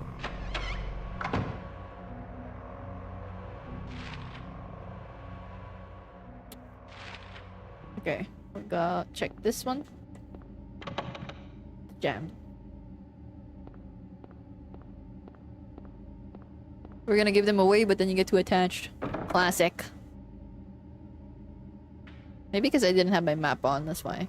Alright, let's go to the fucking... the gank room. But before that, let me,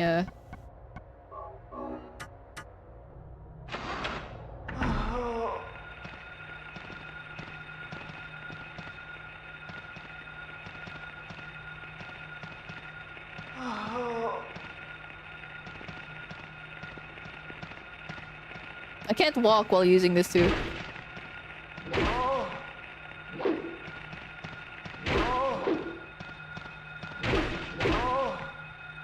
What's happening to her?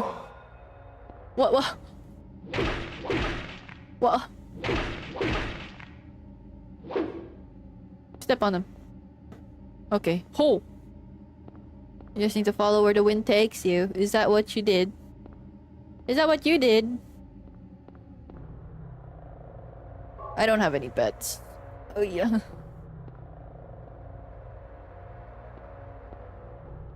Them sounds are interesting.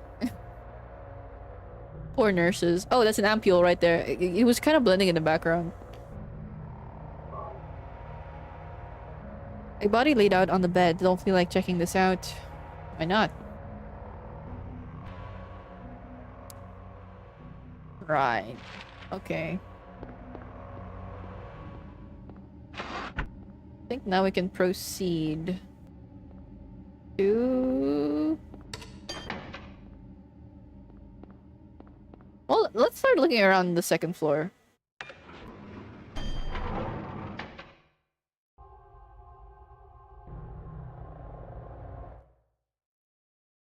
What's going on? Cutscene? Oh. Like you didn't already. How do you remember that? I wasn't hoarding. I was being perfectly perfect in my execution of my items that I was saving for whatever reason. Okay? Agree?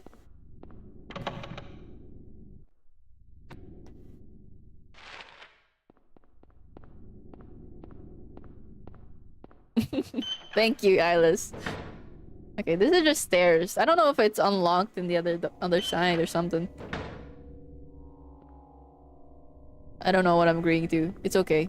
I was playing the old, like, Resident Evil 2 and Code Veronica, and I was hoarding like a madman. Yeah, when you can't, like, walk while you're using this. That's just fine, I guess.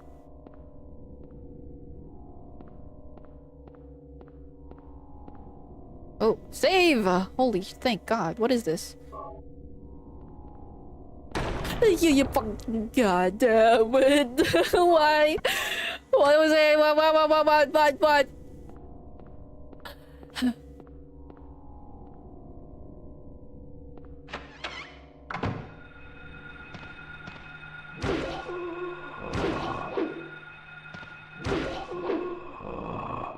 Why are you spazzing out, man? You can't walk with any weapon. Nuh-uh. Watch.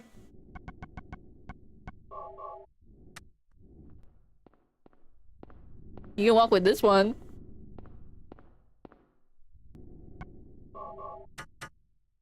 Not this one. See?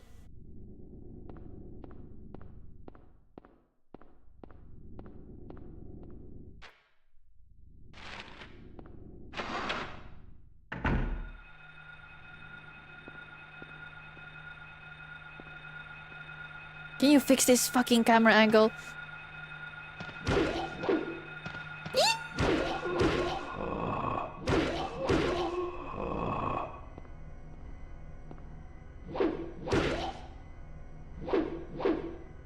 I can't see Harry.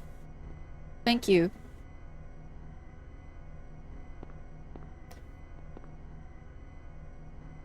You become an Indian when you get scared. You're so mean.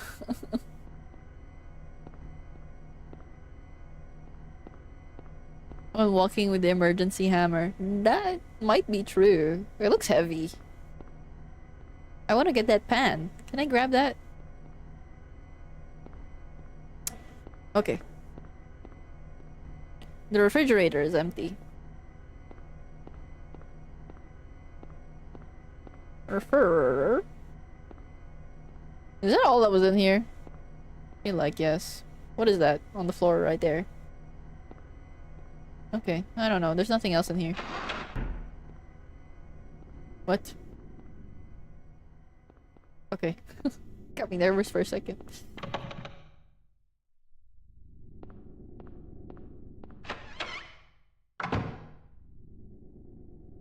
Really? Nothing in here? There seems to be an enemy in every single room we enter. Oh, nice.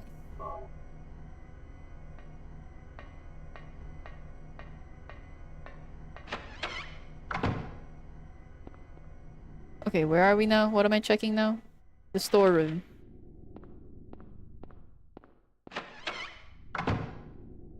Really, nothing in here. For real. Huh. You got anything to say about this, Harry? Nothing? Why would there be ledges over here? Where? Confused. It's just the room is just made to scare you.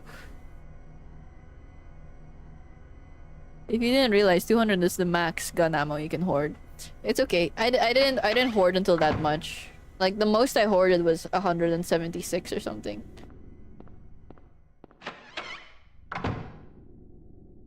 I also like using the these ones more. Right, that one's locked. Okay, we've pretty much explored everything we could. Oh wait. Yeah. We've explored everything we could here. So let's go upstairs.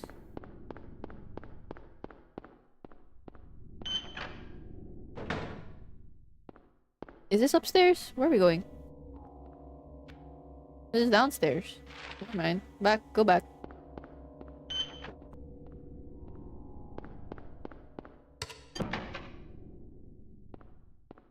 Okay, Chuddy. Yeah, only 176. Why did you start streaming? Simple words, please. Because I was lonely. Because I was sad.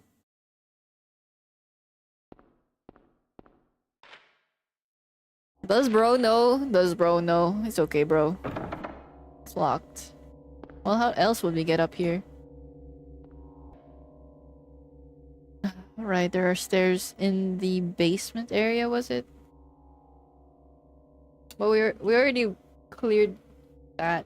Alright, third floor. Third floor it is.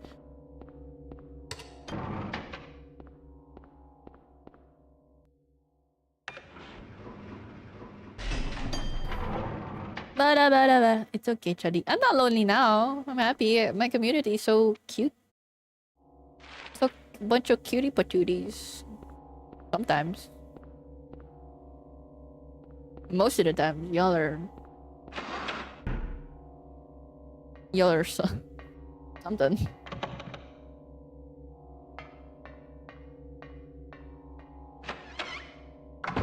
Evil chuds. That's what you are. What is this? Music. Okay. Cat. Do you feel better now? Yes, I do.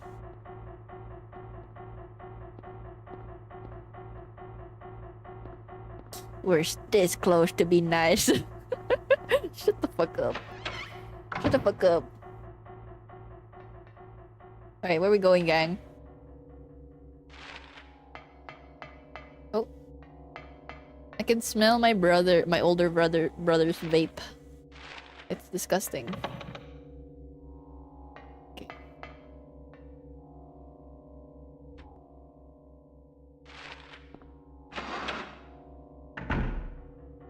Really, nothing in here. That's surprising. Surprise.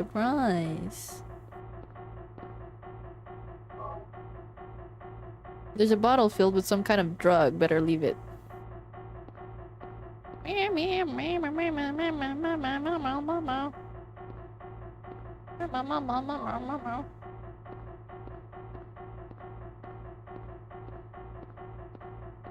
Is that the thing on the table, right? What is that? What is that? Blood pack. What? Why ever would I need a blood pack? Okay. Dude, Harry just has nothing to say about anything ever. Yes, I have an older brother.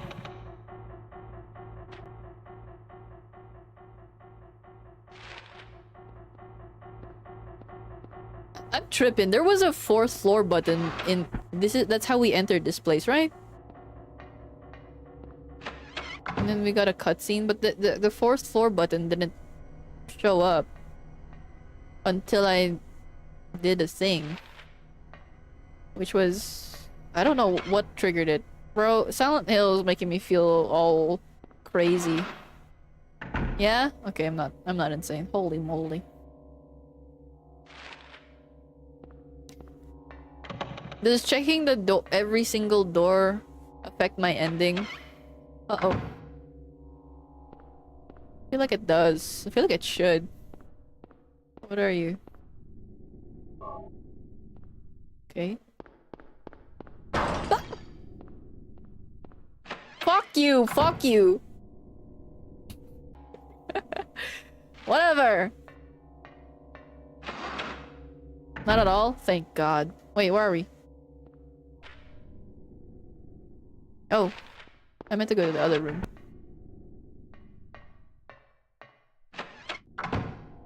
This room. Oh wait, not this room. What was the room that had the fucking... I don't know. Should have been taking notes.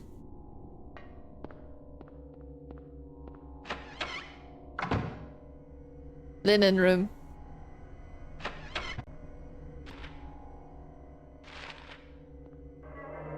Vesper Noctum, thank you for the raid. Hello everybody from Vesper Noctum stream. My name is Ree. Some people call me Misty. I'm a zombie moth VTuber. And I'm playing Silent Hill 1. Silent Hill 1! Because I don't know. I want to play retro games. I want to appreciate the classics. But if you have to go raid and run, please don't let me stop you. Thank you for trusting me with your community. Welcome in! Bat Raid, hello Beast Jr. They call me the Beast, actually. They call me the Beast. And by they, I mean chat, sometimes. Hope you're having a great stream. Thank you, it is going. This is one of the better SH games. Yes, I agree. So far, it's very good so far. I'm enjoying myself. Old school horror. Me too, me too. We both beasts caught in 4K. Yeah, hell yeah, brother. It's usable, okay. Here we go. I keep getting jumped. Keep getting jumped. What were you doing in your stream, if you don't mind me asking? But again, if you have to go raid and run. Bro, don't let me stop you, bro. Go take care of yourself. Don't know how long you were streaming for. Oh shit! Oh shit! I'm out of here. Resident Evil! Which one? Revelations. Ooh, wow. I have that on my list to play. Come on, lady.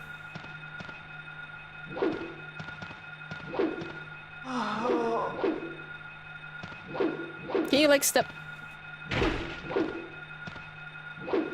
Okay, fine.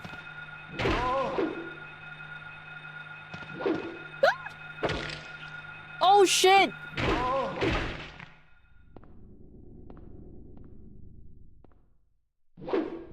Can you step on her, Harry?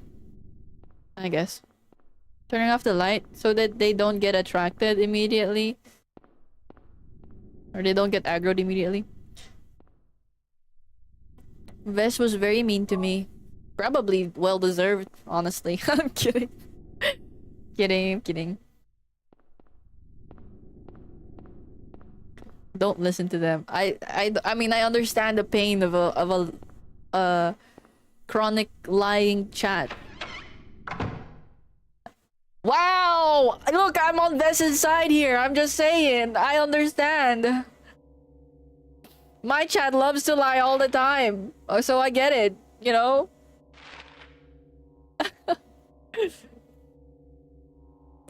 From an abusive streamer to another. Shut up, Jaru. Harry should ask for the staff to step on him. I mean, if he's into that, I guess. He's bad-mouthing us again. Shut the fuck up! I am not.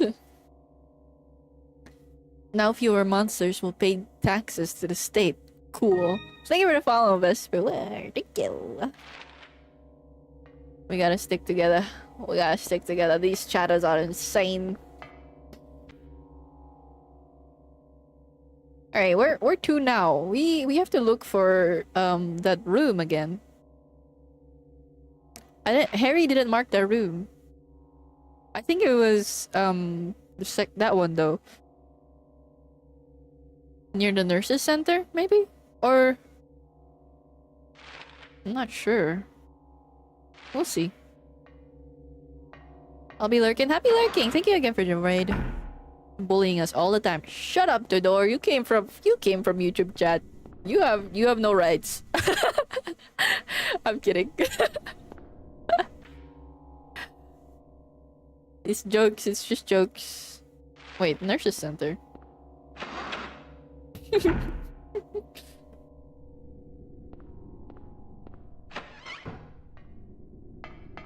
Was it this room?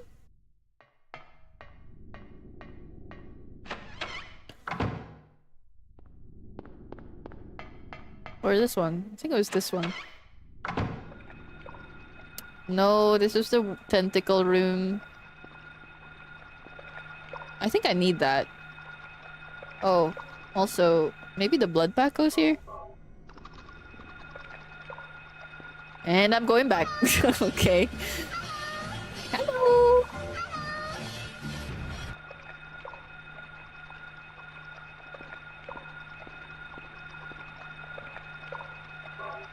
What? Of hater?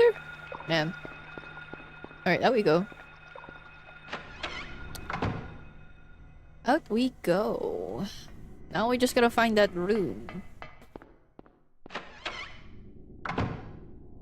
I think it was this room. Ah. Okay. The hint must be about that thingy.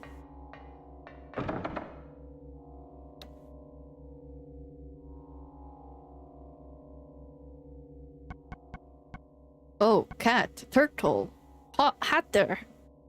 Thank you, SW.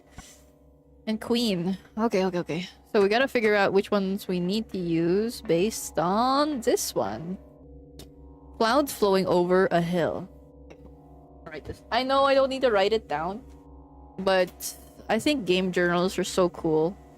Silent lurking and go back to studying. Enjoy the hill that's awfully quiet. Thank you, wee German. I will enjoy. And good luck with your studies.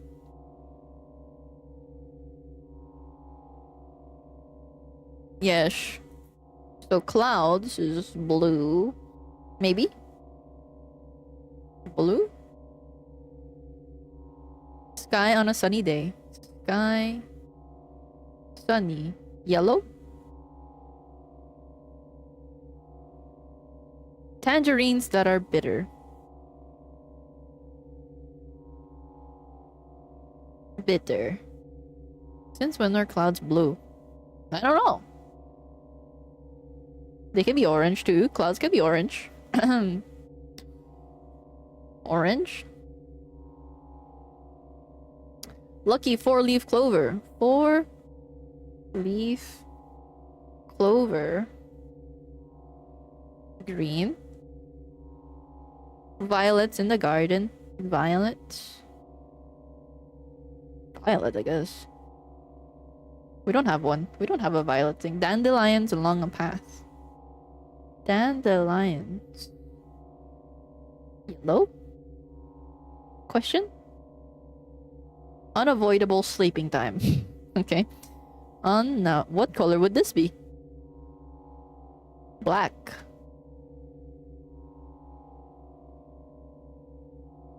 Sleeping time. Liquid flowing from a slashed wrist. Slashed wrist. Red. Okay. Let me read it again one more time. First one. Clouds flowing over a hill. Over a hill. Okay. Clouds over hill. We don't have a white one, so hold on. Let me check the inventory. Okay. I wish we could inspect these like properly.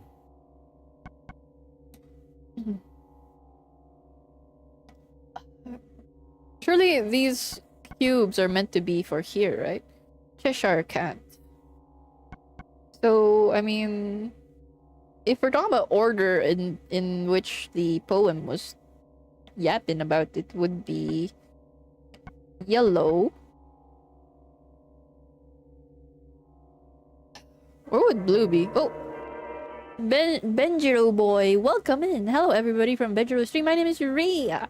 Some people call me Misty. And I'm a zombie moth VTuber. Welcome in everybody. We're playing Silent Hill 1. This is my first time playing the game. And yes. If you have to go raid and run, please don't let me stop you. Thank you for trusting me with your community. Welcome in. Hello, Ms. Manda. Hello, Benjiro.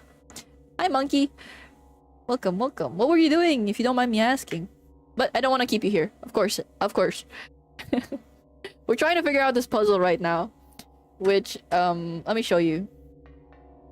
Unless you played this game before, you probably know what it is. First time Silent Hill 1? Yeah. Just beat Silent Hill 4. Oh, shish. Congratulations. Oh, here are the colors. Okay, I see what we're doing. So white. Where's blue? Where does blue go? I guess it's for violet.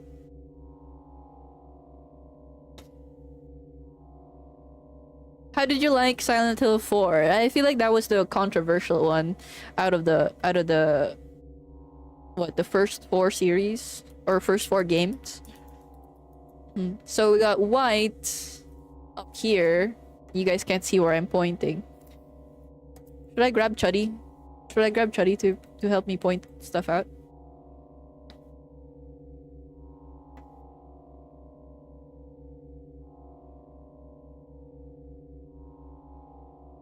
Okay. So we got white over here, and then yellow, and then orange, and then green, and then violet, and then yellow, and then black, and then red. So you guys see? So this one, well, I don't have a green one now, do I? But it's such a tough game. Yeah, it's kind of like the Code Veronica, I feel like. The Code Veronica of Silent Hill games. It's better to look at every one of them as their standalone game instead. Well, yeah, that's what I mean. But, like, it's hard. I mean, it's part of the series. And Silent Hill 4 is just... I don't know. Weird. I can't make myself complete the complete 4th. Yeah. Code Veronica. Yes. I played that one. Recently.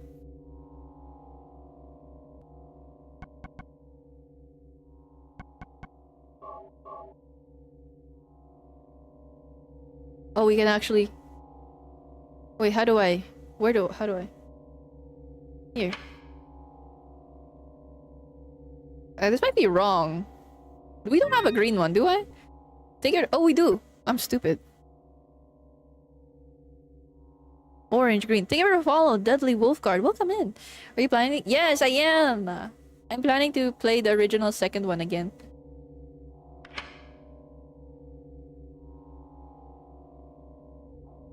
Oh, wait, hold on.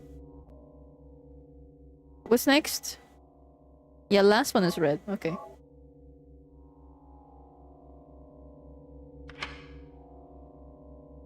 This is my favorite series. I'm really enjoying it so far. I like it a lot. I didn't expect to like it this much immediately. Like, since I'm a Resident Evil head. I love Resident Evil. I think I did it wrong. Did I? How am I supposed to know that if it's right or not? Something's supposed to click, something's supposed to open. But yeah, I do like Resident Evil, but so far I don't know. Silent Hill might be my new favorite. Maybe we check this plate over here. I think I did it wrong. Hope there's an emulator for Shattered Memories. Shattered Memories is for which console? It would unlock. Okay, I did it wrong then. Let's try again. Okay. So the colors that were already there was... Sorry, let me just write this down. Was...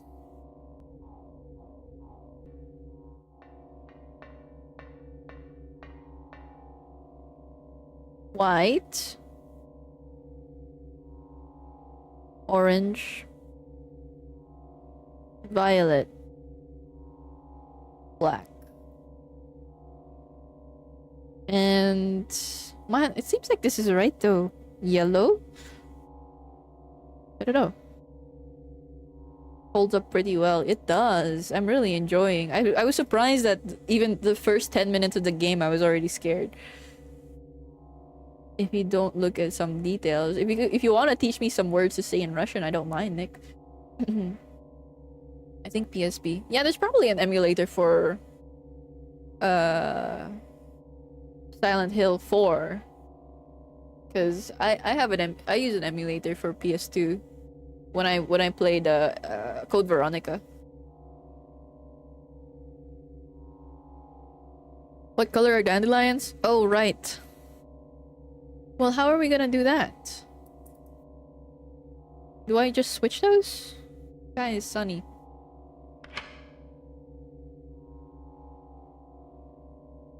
On PC. Really?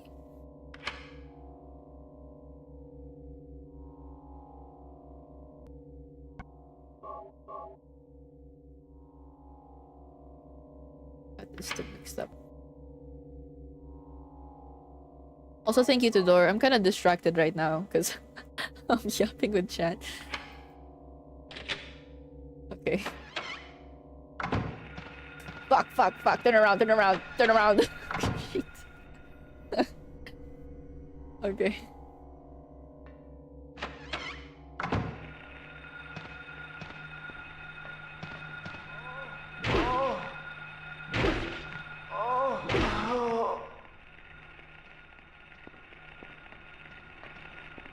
Is this one dead for real? Step on him.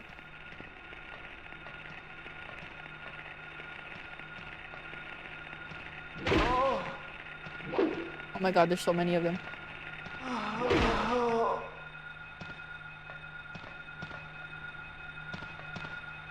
I'm too close!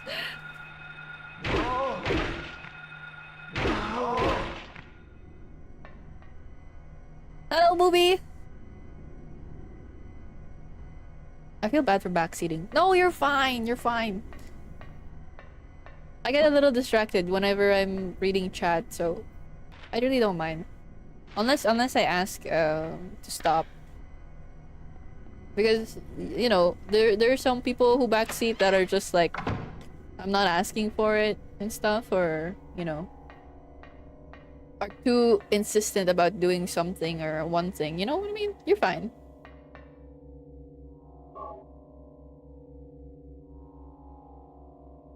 Which one is Monkey talking about? Oh, Shattered Memories. Right. Kero's playing that right now if you wanna watch. By the way, Monkey. Kero, you know, our local frog friend. I'm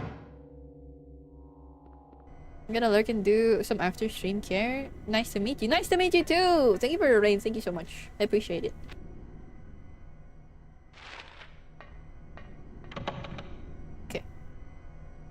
I have some things to do, and it's not a fact that I will return. I wish you a good day or night or tea. Goodbye, Nick. I appreciate you hanging out with us today as well.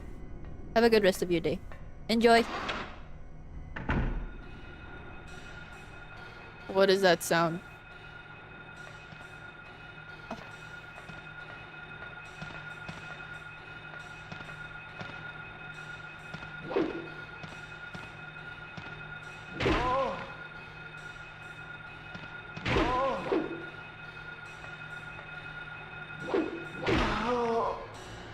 Or reboot of this game. What is that music? What is that? It's getting louder. I'm getting scared.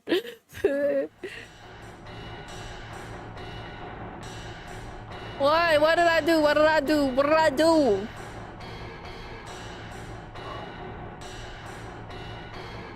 Fuck. Okay, I'm gone. Sorry. Oh my gosh. Like Borderlands while you play Silent Hill? You can backseat and give instructions. What the heck?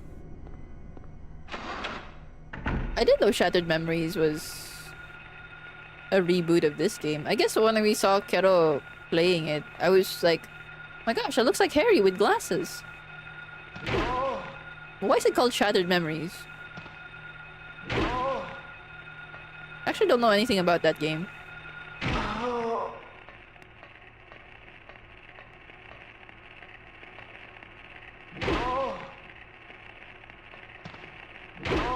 I forgot who told me that it's better to walk around with your light off so that they don't get aggroed.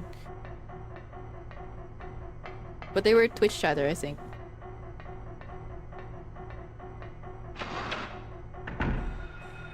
It's so fucking dark.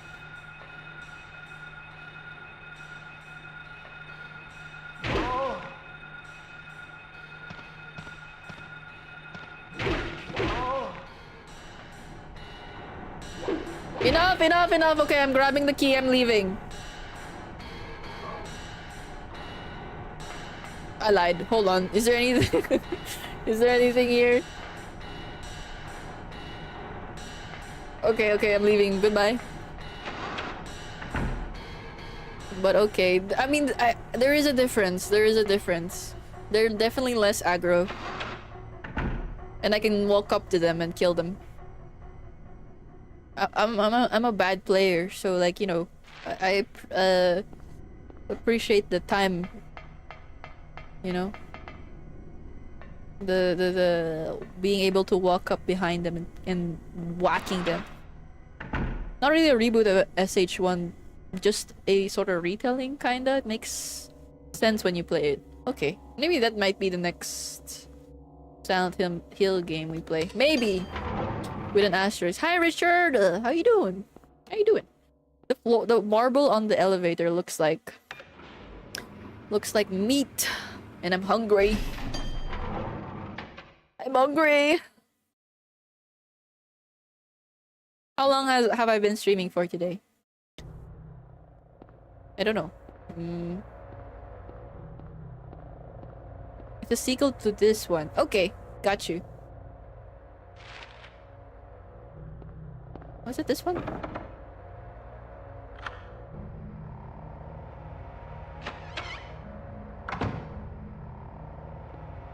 Came back to see your smile? Okay, now that you've seen it, will you leave? Or am I... What how does this work? I'm kidding. What the hell is that?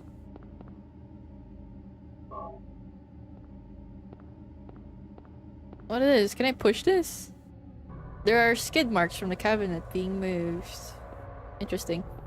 Thank you for the indicator. In Resident Evil, there's no indicator that you can push things around. I'll come back to see you frown.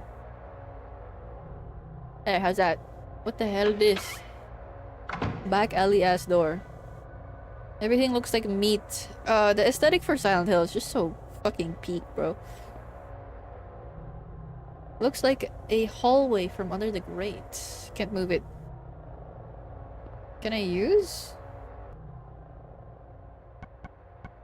This one?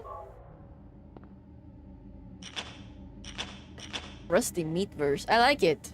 No, the fire goes out right away when I light the veins. Okay, yeah. We need gas. Isopropyl alcohol is flammable? Question?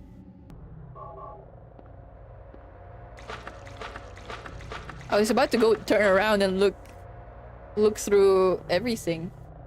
I don't know if that will work actually. Maybe I wasted that. Uh-oh. Oh, okay, it actually worked.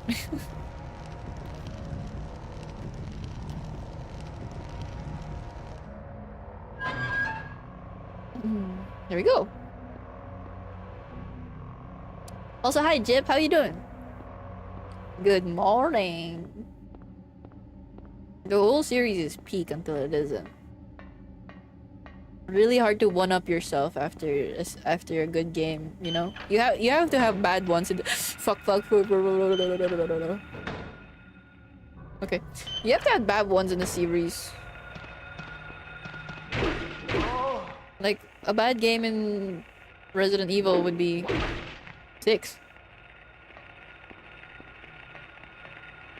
Or any other offshoot. I would say Code Veronica is bad. Because nobody playtested it. But it was a fun game. I still found it fun to play.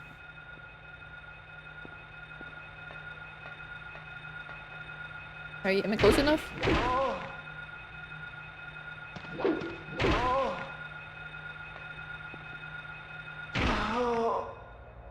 Where are we? Okay. 6 is not fun. I mean, when I played 6, I had fun because I was playing with my brothers. That's the only reason. If my brothers weren't there, I would not have had fun.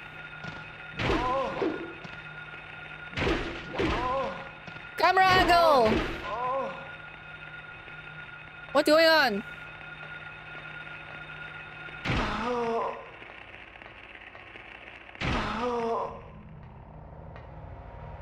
Oh god. Really?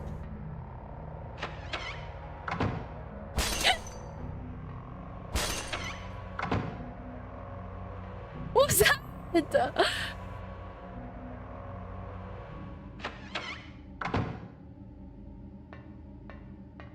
Hello? Oh, it's just an empty room? Ah! Okay, okay, I'm gone. Ah, what the fuck?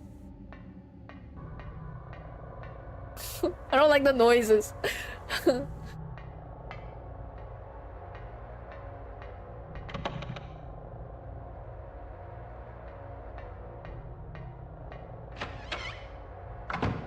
What's this?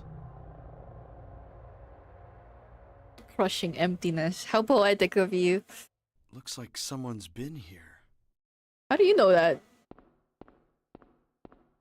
Oh, because of that. Sorry, my bad. Alyssa. Alyssa? I hardly know her. Grab the key, Harry. Stop looking at the photo. Examination room key. Where would that be? Ah, what a miserable place. Is this anything interesting? No? Okay.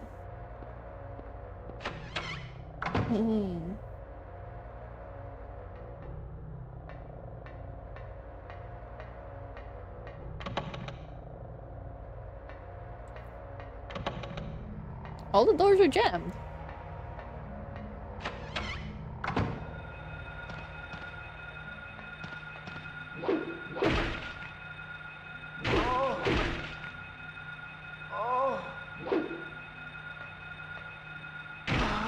Phew.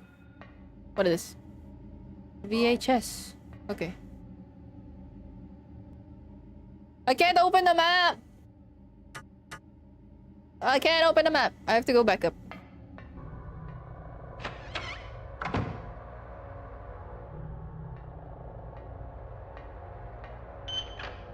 Boop. Can I open this? No. Okay. I think the VHS room was on the 3rd floor? Maybe.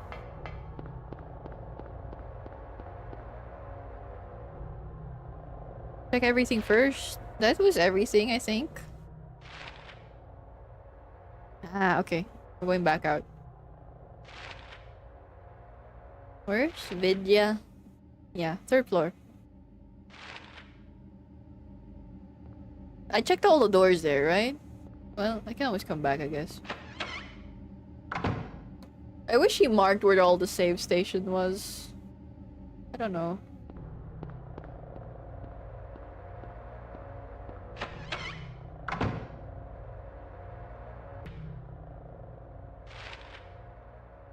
Yeah, let's just, was it this door? Oh wait, no, there's an elevator. Right.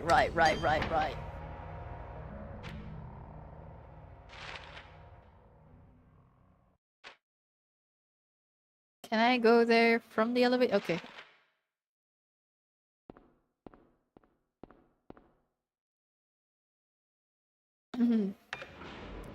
Does that in Silent Hill too. Which?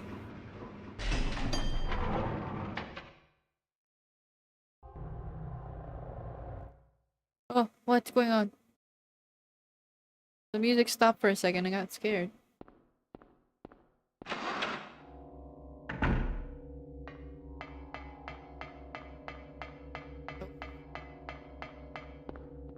This door. Or that door? This door.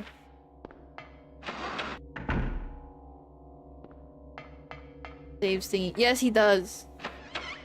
Thank God for that. Wait, what? Oh, then the other room over.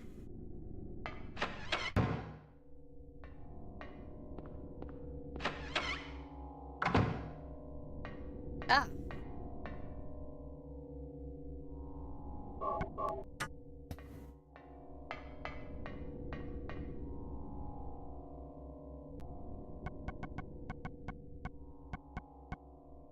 I think- oh god, okay. Where is the electricity coming from?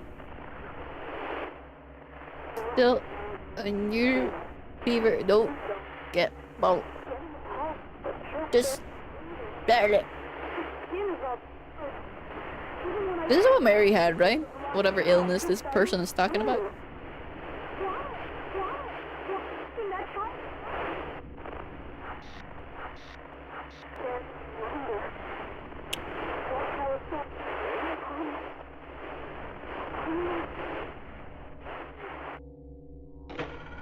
No, really. I thought that was whatever disease that was they were talking about. Okay, we got the video. Let's go downstairs to the examination room. See if I memorize my way there. I think.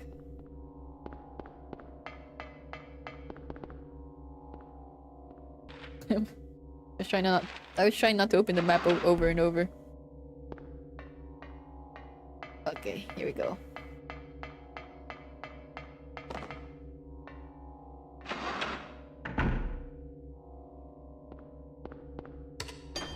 Will this be the end of the hospital section? If it is, then I can end stream.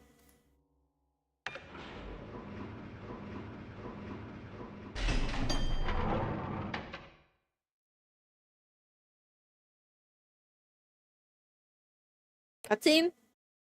No, just really long. Oh.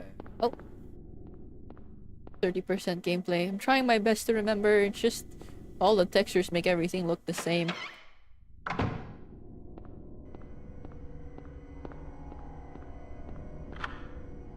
Okay, this is where we meet red nurse, right?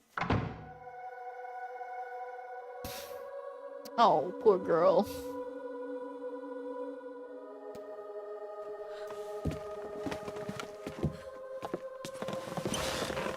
Oh.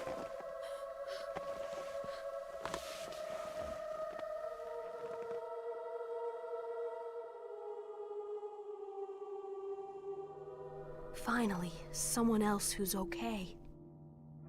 Who are you? My name's Lisa Garland. What's yours? Harry Mason. Harry, tell me what's happening here. Where is everybody? I must have gotten knocked out. When I came to, everyone was gone. It's awful. So you don't know anything either. Great. I just don't get it. It's like this is all some kind of bad dream. Yeah, a living nightmare. Let me ask you, have you seen a little girl around here? Short, black hair, 7 years old? A 7-year-old girl. What, she's your daughter? Yes. A 7-year-old girl. I can't say that I have. I was unconscious all this time. I'm sorry. That's all right. Do you know anything about all that weird stuff in the basement? No. Why? Is there something down there? You don't know? Don't you work here? We're under strict orders never to enter the basement storeroom. So I really don't know. What did you say was down there? Well, it's... Oh. Damn! My head. What's wrong? Harry? Harry, let me help you. Harry? Known to man. Was I dreaming? I have no idea. I'm not excited to see it. You were too late. What? It's you. Yes, Dahlia Gillespie. Gillespie. Tell me everything you know. What's going on? Darkness. The town is being devoured by darkness. Darkness. Strength must overcome petty desire, childish sleep talk. I knew this day would come. What are you talking about? I don't understand a word of this. Believe the evidence of your eyes. The other church in this town, that is your destination. This is beyond my abilities. Only you can stop it now. I'm so excited to see how they remake the cutscenes in this game. All over town? I feel like in So that's the what I saw remake in for this Silent Hill 2, they did it so well, the cutscenes. What does it mean? It is the mark of Samael. Don't let it be completed. Hey, wait!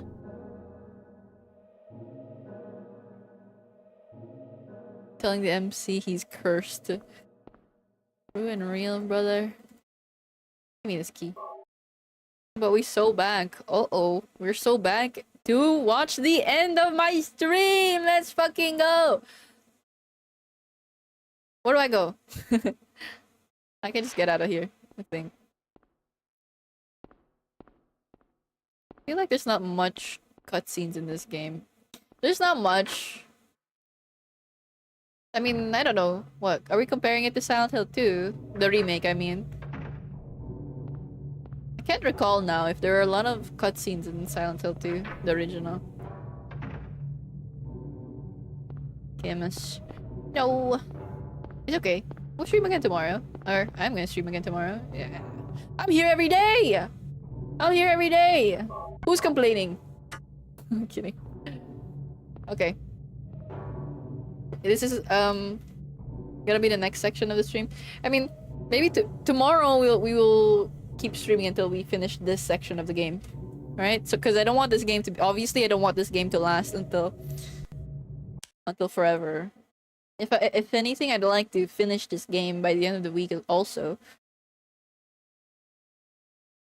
I can't sleep. Hello, welcome back, Tony. We were just about to end stream actually.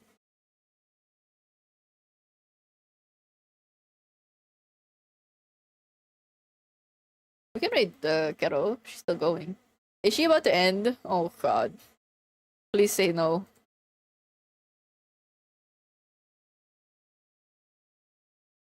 Not again. Sorry, gang.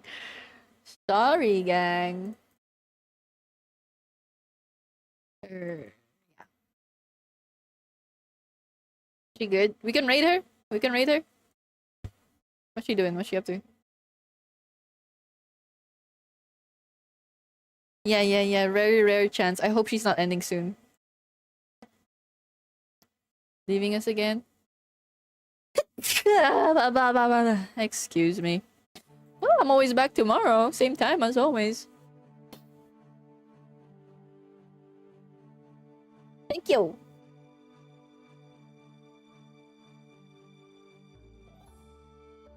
I posted something that was supposed to be posted yesterday. Yes, Tony. Bye, Chuddy and Chadbert. Okay. Look smart with glasses because I am smart. I am smart. The glasses just give me extra points. On time for your stream. Yes, you should. Okay, everybody. Squeeze you and good night, Paul. Good night, everybody. Good night, everybody. Let me get the Discord link for YouTube chat as well. Thank you for hanging out with us, Deadly Wolfguard, for the follow. Welcome. Love your model. Thank you, bro. Thank you. Anyways, to YouTube chat, if you want to hang out with us for like 1 more minute longer, come over. Come over here. Come over here to it onto Twitch chat. Come over here. We're just gonna say goodbye to everybody and all things, whatever. But I'm gonna end the YouTube live right here, right now. So, thank you for hanging out. Goodbye, YouTube chat. Twitch chat, say goodbye. Twitch chat, say goodbye.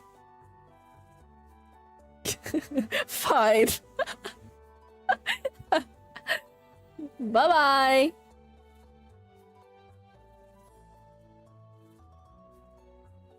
All right.